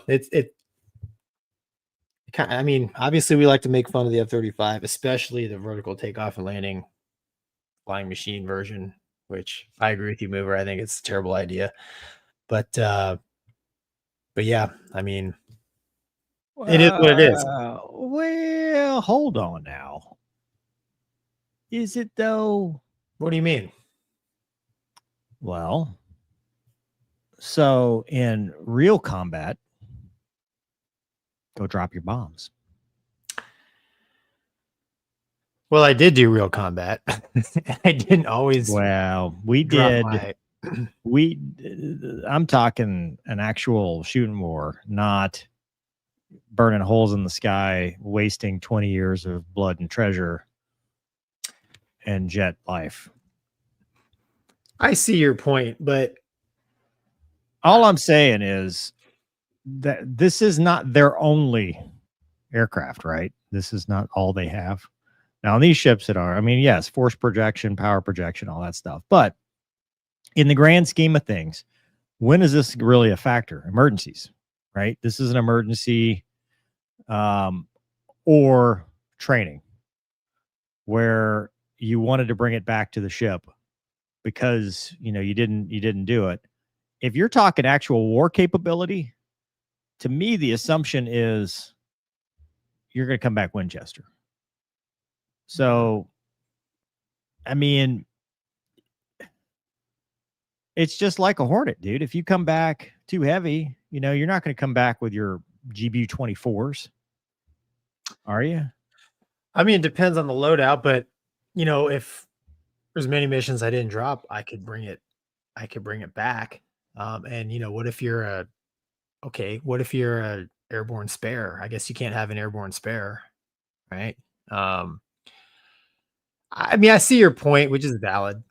Yeah, and maybe I don't know, maybe for training, they don't actually need to load real weapons now that maybe I don't see a reason you'd even need to with that thing. I mean, you're doing level deliveries. Not like you need to see where it's going to go. Yeah. Other than the other argument of, exercising the procedures and the people that matter more than the pilots, which is everybody. Yeah, the ability to not to bring back. I know in the U.S. Navy bring back, like that was one of the big things with the Super Hornet. It had a lot more bring back capability. Which again, I think that opens up. I mean, if you recover an airplane that's fully loaded, dude, all you gotta do is put gas in it and you can launch it right away. Right. So a little better turnaround. Obviously, This whole thing is nonsense. Why do we need this F-35B? yeah, it's I agree. It's complete nonsense, man. I don't understand. All I'm saying is this reads opinion. It's a hit piece. This Right. is one dude And this is with my an opinion agenda. too. Right. You could have made the hit piece as well. I'm just saying, I think it's an issue because the greater issue is the F-35B probably shouldn't exist because it ruined the rest of the F-35 world. 100%. But in this context, I don't think it's as big of a deal as anybody's making it out to be because it's not ideal, but it certainly is not, Well, dude, they a don't have any showstopper. other. There's no other fast jets because I think they retired the Harriers. So, I mean, this is for the Royal Navy. Like they got 2 carriers. So I mean, I don't know, in the future, dude, maybe they'll build a large carrier with catapults and buy some C models. So We've talked about the Marines transitioning kind of away from the B model a little more than I planned. don't see them getting into the big carrier business. I don't either, but What this will do is this will make them turn into air-to-air squadrons, and then they'll all be a bunch of C model dudes. They'll act like Eagle guys and shoot their watch, debrief for 10 hours at a time. that's true. But I mean, dude, then it's then your carrier doesn't really have much power. You lose some of your power projection, right? I guess the airplane can still do it. Yeah. Well, and then is I this a temporary problem? Will more weapons get certed? It's the weight. I don't think it's. I mean, Well, I mean, SDB, small diameter bombs. You can. Well, yeah, for practice bombs, you're right. Yeah. Well, no, just for. I mean, dude, those things can do some good work. Yeah. There's a lot of little bombs that can do some work. The low collateral damage bombs or whatever they're Yeah. called. Yeah. Yeah. Yeah. I don't know, man. I think you're right. In the grand scheme of things, it just kind of illustrates another shortcoming of the B model. Yeah, but pick a lane, man. Just be a helicopter if you want to be a helicopter. It's fine. Yeah. I don't know. Their infatuation with vertical takeoff and landing is weird. Yeah, it's been explained to us, but we ignored it. It makes no sense. It's like... The Sean McCown says, I think we can make a lot of money off the Saudis with a monthly fee for heated seats in the F-35. Dude, in Saudi, you want cooled seats, man. Alec says, can you order McDonald's on that screen too? See, another place you can do that, Gonky. So our U.S. Army and McDonald's share technology. Dude, our president worked there. Of course we're going to bring true. the tech over. That's true. Mach says, so easy a caveman can do it. Now sucks for the few guys and gals that have that as their nickname. Good to see you boys live. Thanks, Mach. Nice Mooney. I think that's Church says, shots fired. I served 6 years in the Army, and I agree the Army has crap SOPs. Dude. Yeah. I'm a little bitter because I posted, because we went out and did the auto rotation training I showed you. So I broke those up into little reels for Facebook or whatever. Right. And dude, the comments, I did that and I had a picture of me flying formation. Like I took a screen grab of the video of me flying formation. I said, it's fun to fly formation. That's all I said. I said, it's fun to fly formation. And this dude is like, I've been flying CH-47s my whole career. That's not formation, and it's like,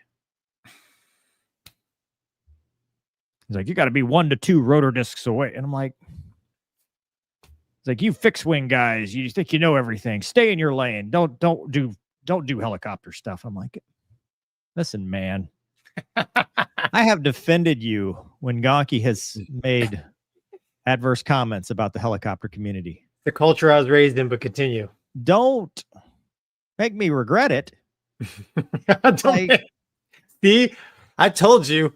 Yeah, people- it's them like people- they eat your own. It's like, hold on now. Don't make me regret this because I have defended the helicopter world, and here you are gatekeeping when I am trying to make you look cool. Because you sure aren't doing it on your own. Also, by the way, if you want to talk formation with your 1 to 2 rotor discs, we fly 3 feet. Yeah. Okay. Like, don't talk trash. We go 3 feet to 40 miles. Any of that is formation. It doesn't matter. It means we are both part of a group flying together. That's all it means. I didn't say fingertip. It's like the boomers. Remember when we did the flyover video? They're like, that's not fun. I was like, yeah, shut up. Just enjoy it. All you have to do is enjoy it. Just say, hey, that's cool, man. Good job. That's it. Yeah. That's all you have to say. It's free. Exactly. I get it. Dude, it's like my second skipper said, you're never gonna impress another great jet pilot. I get it. You did it better than me. Yeah. You know, like I get it. You know, but probably not really, but I get it. Right. I thank you. Thank you for using this as an opportunity to tell me your resume. I didn't care and didn't need to know in the first place, but thank you. I know, man. I know. And now Gonky's right. And I hate that. That makes me sadder than everything. Think about it. So he flew CH-47s, dude. 3 to 4 rotor discs. That's like combat spread, dude. I mean, that's not even really formation. You know, it's like, yeah, it's not even really. The guys, I like, and the instructor comes out, right? And he's awesome, dude. He taught at the factory, 2 different factories, at Bell and MD. Great instructor.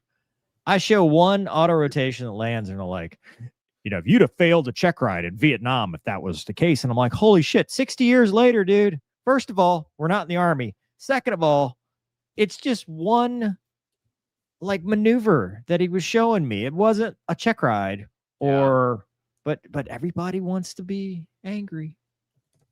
And like, dude, I've tried to defend you guys, and now I'm mad.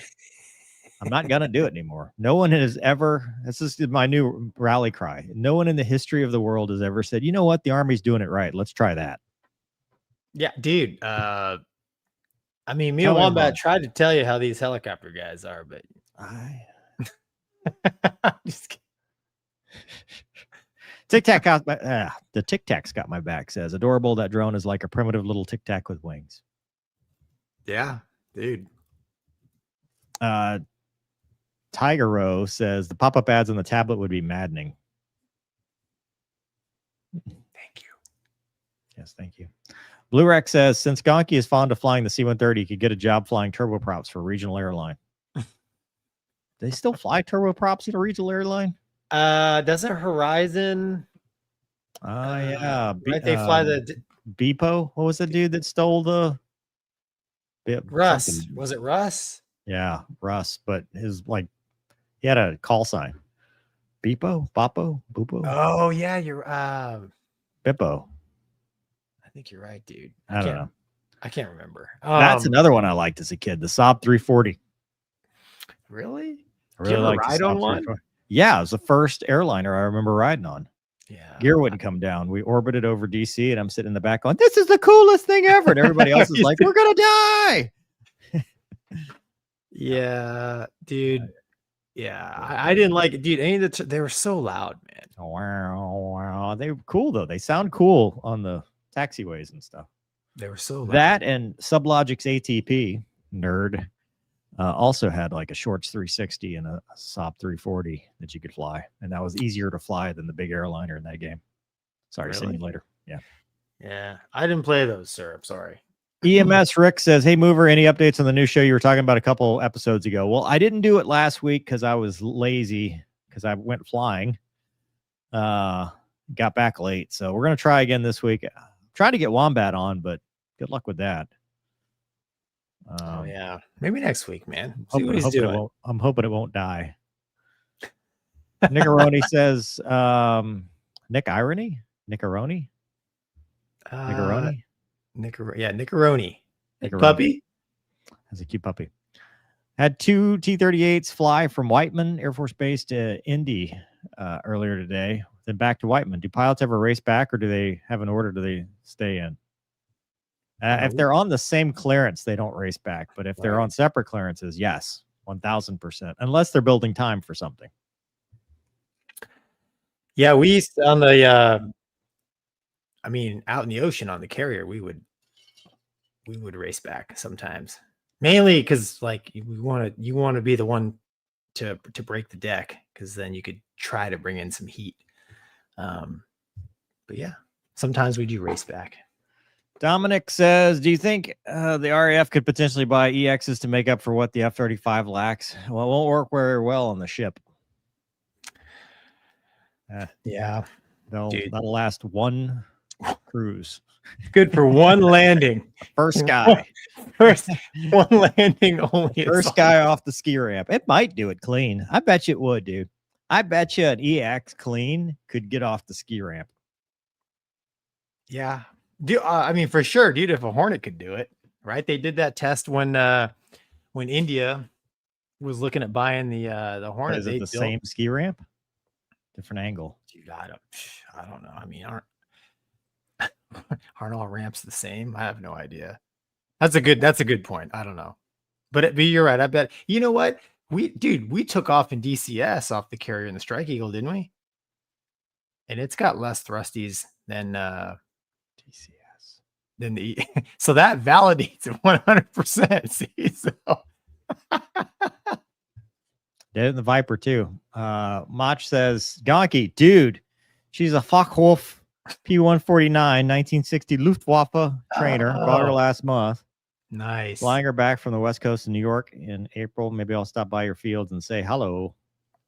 That's a Focke-Wulf. Wow. Got the Fokker in sight. Dude, now we know where Mooney got the cowling idea from. Colin says, I believe the Harrier had the same problem. Well, I think inherent, it's like helicopters have the same problem, like right mover. So if you have some forward movement on the helicopter, you get there's a lot more lift available, right? So I think any vertical takeoff and landing device probably has that problem based on aerodynamics that I don't understand. Thanks, Joy. Thanks, Joy. All right, Gonky. Super Hornet and Growler auto GCAS. Yeah, pull it up. Best shot. Pull it up, Doug, if you will, por favor. Here we go. So, as Mover can attest to, Air Force jets have this, but the U.S. Navy is looking to add auto GCAS to Super Hornets and Growlers. So what is it? It's basically a system to keep the airplane from crashing into the ground if the pilot becomes incapacitated. So I remember stands for Automatic Ground Collision Avoidance System. Auto GCAS. Automatic. It's automatic. So scroll down. Looks like they're looking into it. It's a software, I guess, update and combined with the flight controls. Let's see. Avionics upgrade and aviation platforms are required to ensure compliance with current safety airworthiness requirements. Says the service fiscal year 2026 budget request. The Navy noted auto GCAS is a significant safety improvement that could have prevented multiple fatal F-18 mishaps over the past 2 decades. That is a true statement.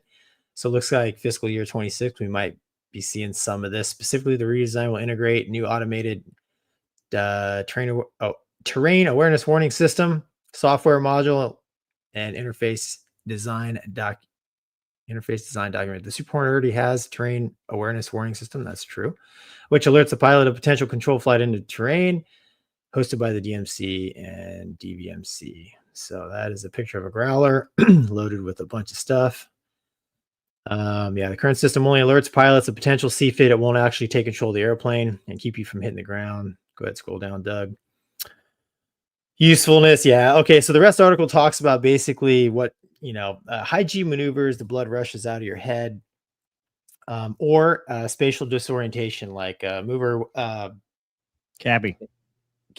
Was it cabby? Cabby. Flying in the clouds, have a problem with the airplane, maybe become disorientated which way is up. You fly into the ground kind of thing. So this system helps prevent that. Mover to the F-16, when you flew the F-16, did it have? No, it would have been nice because lost a friend of mine to G-Lock. Yeah. in the B course, and that would have saved his life. And it did save a buddy of mine, another friend of mine. He had it, saved his life. But I've never flown with it. Okay. Yeah. I obviously don't have a lot of experience. I remember, gosh, 10, 15 years ago, because it's nothing new. I mean, I remember when I first started flying the military, I was flying a T-37 as part of the Sweet Air Force Exchange. And back then they were like, yeah, the T-37 has the highest G onset rating out of all the airplanes in the Air Force, and it has the highest occurrences of G-lock because of that. So, you know, any high performance airplane, you can find yourself G-locked, pointed towards the ground, which is no good. So, and it talks about last 2 decades. I think ever since the Hornet has been around, man, there has been, I know when I flew it, there was several guys killed. And I know of one who, you know, low altitude ejection, high speed, you know, because he was unconscious, woke up, saw blue, didn't know if it was the sky or the ocean, pulled the handle kind of thing. So I think it's a good thing. I remember 10, 15 years ago when I was flying it, talking about it. I guess our only concern, I don't know this mover, maybe you can tell me, but the ability to override it, you know, like, I mean, I know it sounds crazy, but I would rather fly below the treetops than get shot if I had to, right? Like World War II style, but I don't know the details of the system. So mover, can you override it? Yeah, well, the Thunderbirds do. Like the demo team is already due. Don't they take it? Do they keep it in the it's out. Thunderbird? Yeah, it's not enabled, but they also have. So it's not just, hey, you're pointed at the ground, you know, I'm going to pull up. It looks at it does the math, right? It looks at the terrain. It looks at where you are, what the terrain map is, where you're at, and then it does the math of, you know, if you don't react within X number of times, it's going to do it for you.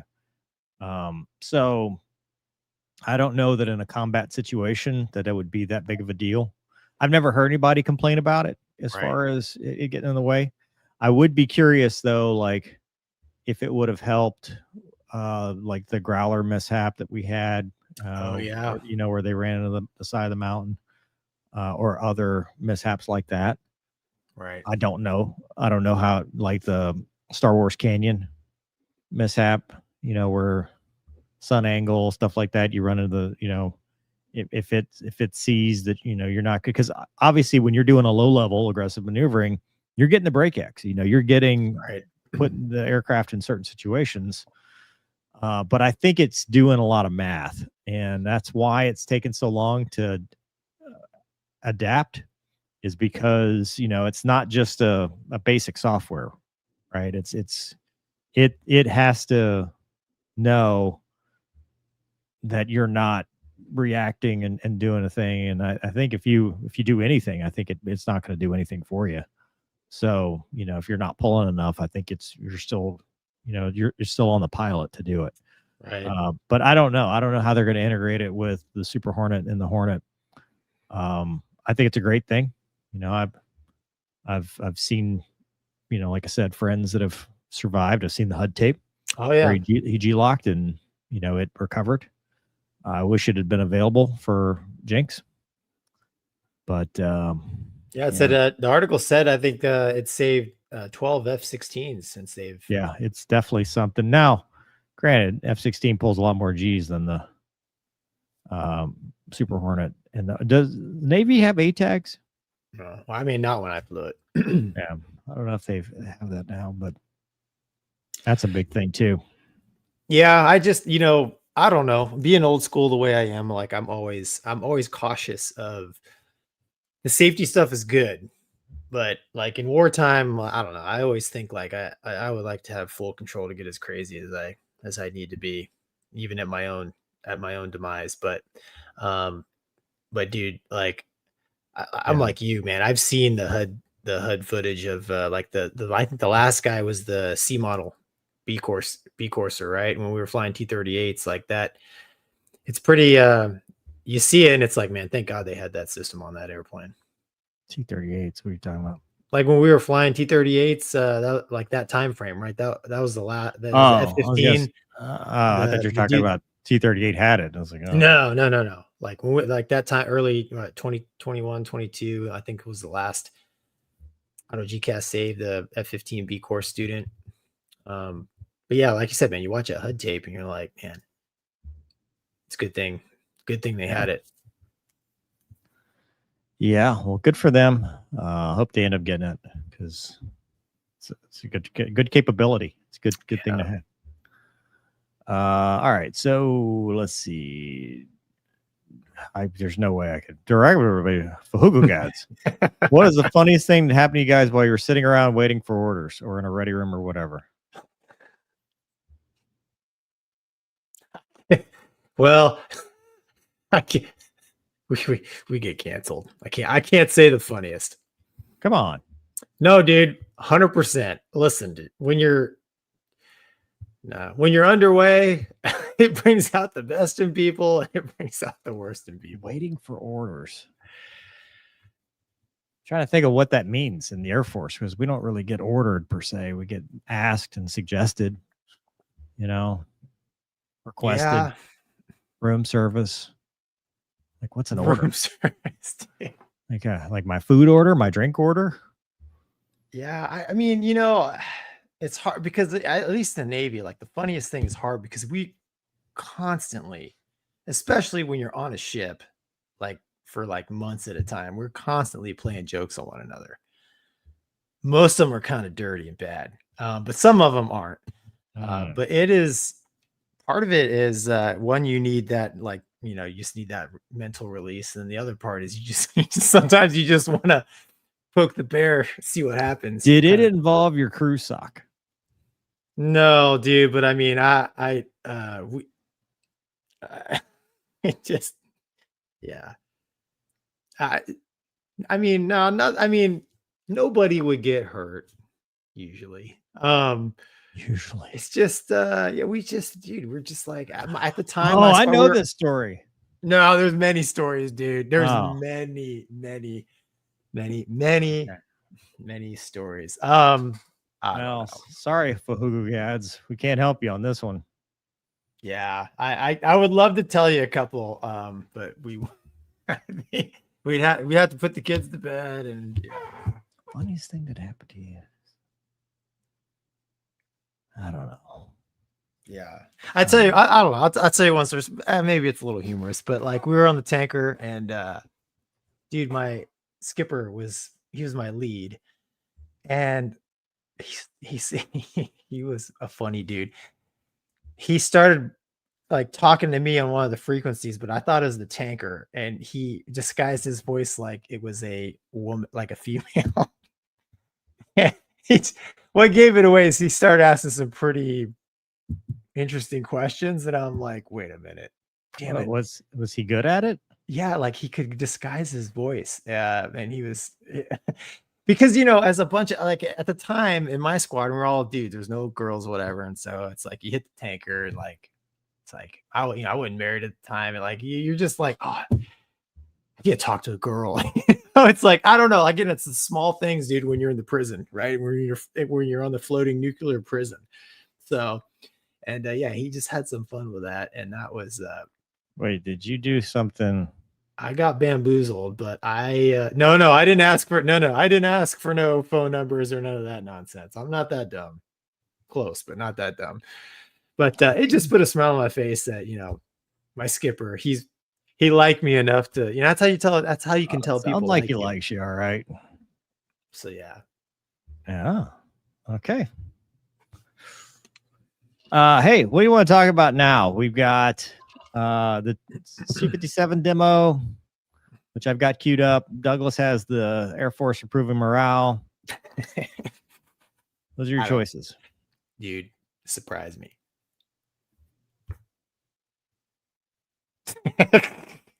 Surprise. What is the chat? Okay, there you go. Perfect. Absolutely better than colored t-shirts. Hawaiian shirt day. Yeah, we'll save that for later.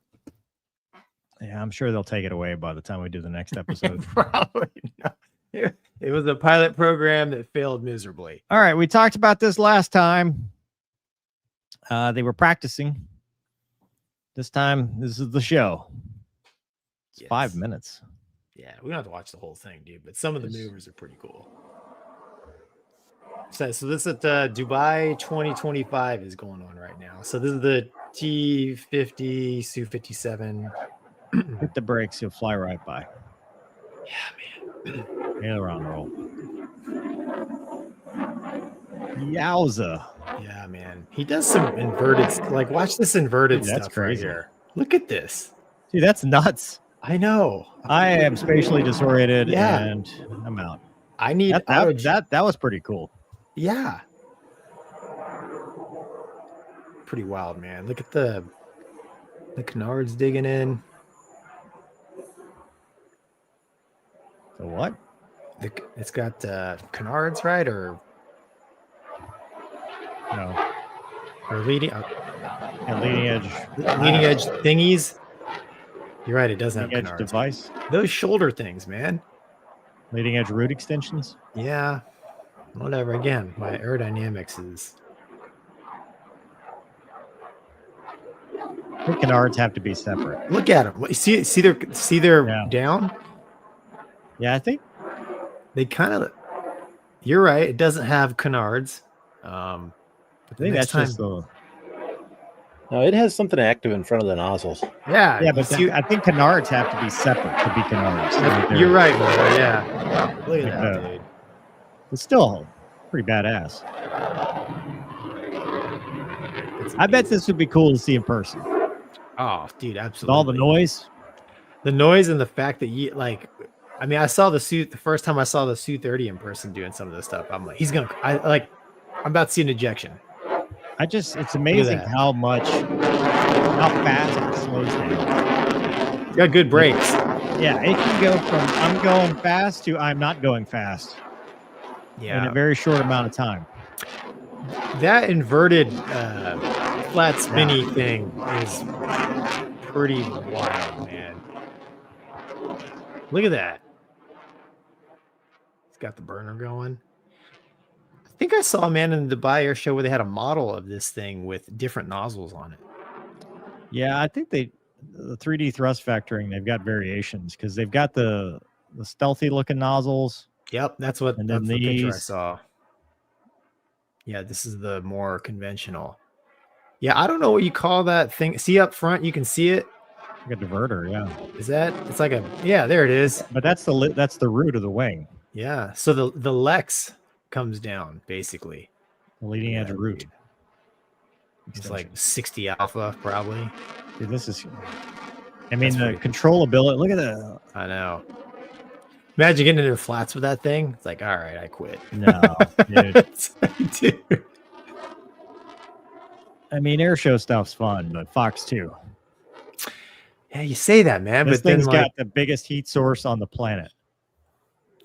you say that, but then why? What Then why does the F-16 have to pull 9 Gs, right? Because it was designed in 1978 when that was still a thing. Well, maneuvering still is a thing, man. Performance, I should say, still is a thing. Or else, just put missiles on your B1s, right? Oh, they're working on that. So I think they, I think he does. I think he opens the weapons bay. Man, All right, dogfight, brother. yeah. I think he does a pass where he opens the. Right here. I think so. Look inside. Nope, maybe not. Oh, There it is. Here we go. Let's look inside. Oh, dude, that's awesome. that is cool, man. Look at that, dude. He's got the heaters on the outside and what? Although I like the Raptors better, where it kind of out the side. the toes out. Yeah, yeah. And somebody said there's a weapons bay. There's another one behind it, but I don't. I'm like here. Yeah, I thought I read that, and I don't know if it was one of the comments or an article I was reading, but So you got the leading edge flaps. Yeah, and then it looks like a the Lex, like a right? Lex that's maneuverable, Yeah, and then shoulder mounts. yep. This is for your big missiles. See the chaff and flare buckets, right? Is that what that is under the Where? intakes? No, that's for air. You think so? Yeah. It's air diverters. Don't the Fulcrums have that too? Out It's a the very top. Russian thing. They got the gills are on the top on the MiG-29. Oh. Because if they were down there, they would suck up the dirt. I don't know, man. Maybe they are for high alpha or something weird like that. But I would think that leading edge thing coming down would disrupt airflow going the engine. But what do I know? So you got a sensor here, EOIR maybe, Yeah. like an EOTS. It's got an Erst on the nose. Yeah. Yeah. Russians like the Erst. I do too. Dude, yeah. I think it's a great looking airplane. I don't know what's under the skin at all as far as the nerd stuff it can do, but that's what matters is the nerd stuff, Gonky. This is all for look, funsies. dude. That's at this point in my life, I'm all about the funsies, man. Okay. I don't want to go lock myself in a vault and learn everything this It's a thing good can looking do. airplane. Great looking airplane. I even like the paint job. Just needs to get rid of the canopy bow. I like the canopy bow. Canopy bows are stupid. Well, dude. Yeah. Dude, at least the canopy opens the right way. Yeah. All right. Well, to the trolls in the chat, it's nice to see you. Privet. Das Vidanya. Whatever else you say. Is that your Russian, dude? Yeah. You know it's gonna happen. You know that. Yeah, 100%. dude. Haters. When we clip this, it'll be like Yeah. they won't even watch the clip. They'll be like, couple of American fools. Yeah. Yeah. Dude, Firefox, I'd steal one. Yeah. Yeah. I know, man. Look, all right. This is enough show for tonight. Dude, 2 hours flew by, man. Mental health minute. Don't do drugs. Don't do drugs. Don't get a felony. Don't spend your day on nerd stuff and be mad about it Yeah. all day. God. Yeah. If the connector doesn't fit, don't get out the heat gun to make it fit. Sage advice. Yeah, I don't know. Maybe there's hope. Maybe I'll get it working. man. I don't know, man. Well, what? Next, do we have anyone coming next Monday? We're gonna try to get Wombat. We don't know. No idea. I'm trying to get Wombat for Wednesday. Wednesdays with Wombat. Look at that, dude. There Ah, you go. See if it, dude. That's right. Yeah, That's right. that's smart. Cars and cop stuff. I Look at can't that. wait. Wombat's gonna be so great. We can talk about all his vehicles. Thomas says, "Evening, gents. Great show, Gonky. Why do they do touch and goes on the carrier?" Well, back when it required skill to land on the carrier, you needed to practice. You need to practice. There was no magic carpet doohickey. Instead of trapping, folding the wings, taxiing around, getting behind the cat, launching out again, it's just better just to practice touch and goes because LSOs can see where you're landing and tell. They can grade your pass all the same, whether your hook's up or down. So that's why it's for practice. No different than practicing touch and goes in your Cessna 172. Talking about practice. It's not the That's game. It's practice. Talking about practice. Professional practice. Hey, you think the Navy's going to finally get good at tactics now that they're not worried about landing anymore? Dude, I don't know, man. I don't know. You'll learn about debriefs. Yeah. Listen, what the Navy lacked in studying tactics, they made up for ground for just like not talking about the weather 12 times and doing a 3-hour ORM exercise on whether it's safe enough to walk to your airplane. Sea snakes. It's give and take. That's right. Sea snakes, man. Sea snakes. Look, dude, Top Gun recommends naps. They do. That's in their book. I read it. Literally, there's a whole section about naps for Top Gun. study for 45 minutes, take a 15-minute break. Yeah. Go watch the DVD. You'll be fine. Yeah. That's a Strike Patron 204 thing. Yeah. They're not a Strike Patron anymore. No, they're VFC, right? Composite. Yeah. Yeah. And they don't even fly Hornets, man. No, they fly the F5s. Back when, dude, you opened up a wound. Back when I had an opportunity to go fly the greatest Super Hornets ever built, I went back to VFC 204 and saw the flight line. The F5s, man, they look good. I was sad that I wasn't flying them, to be honest. Tell me more about all your struggles, Gonky. That's it. That's all I wanted to say, dude. Douglas, thank you for your service. Yeah, Doug, thanks, man. You bet. Yeah. Same You're time welcome. next week. Thanks for inviting me. People at home, thanks for watching. See you next time. See you guys.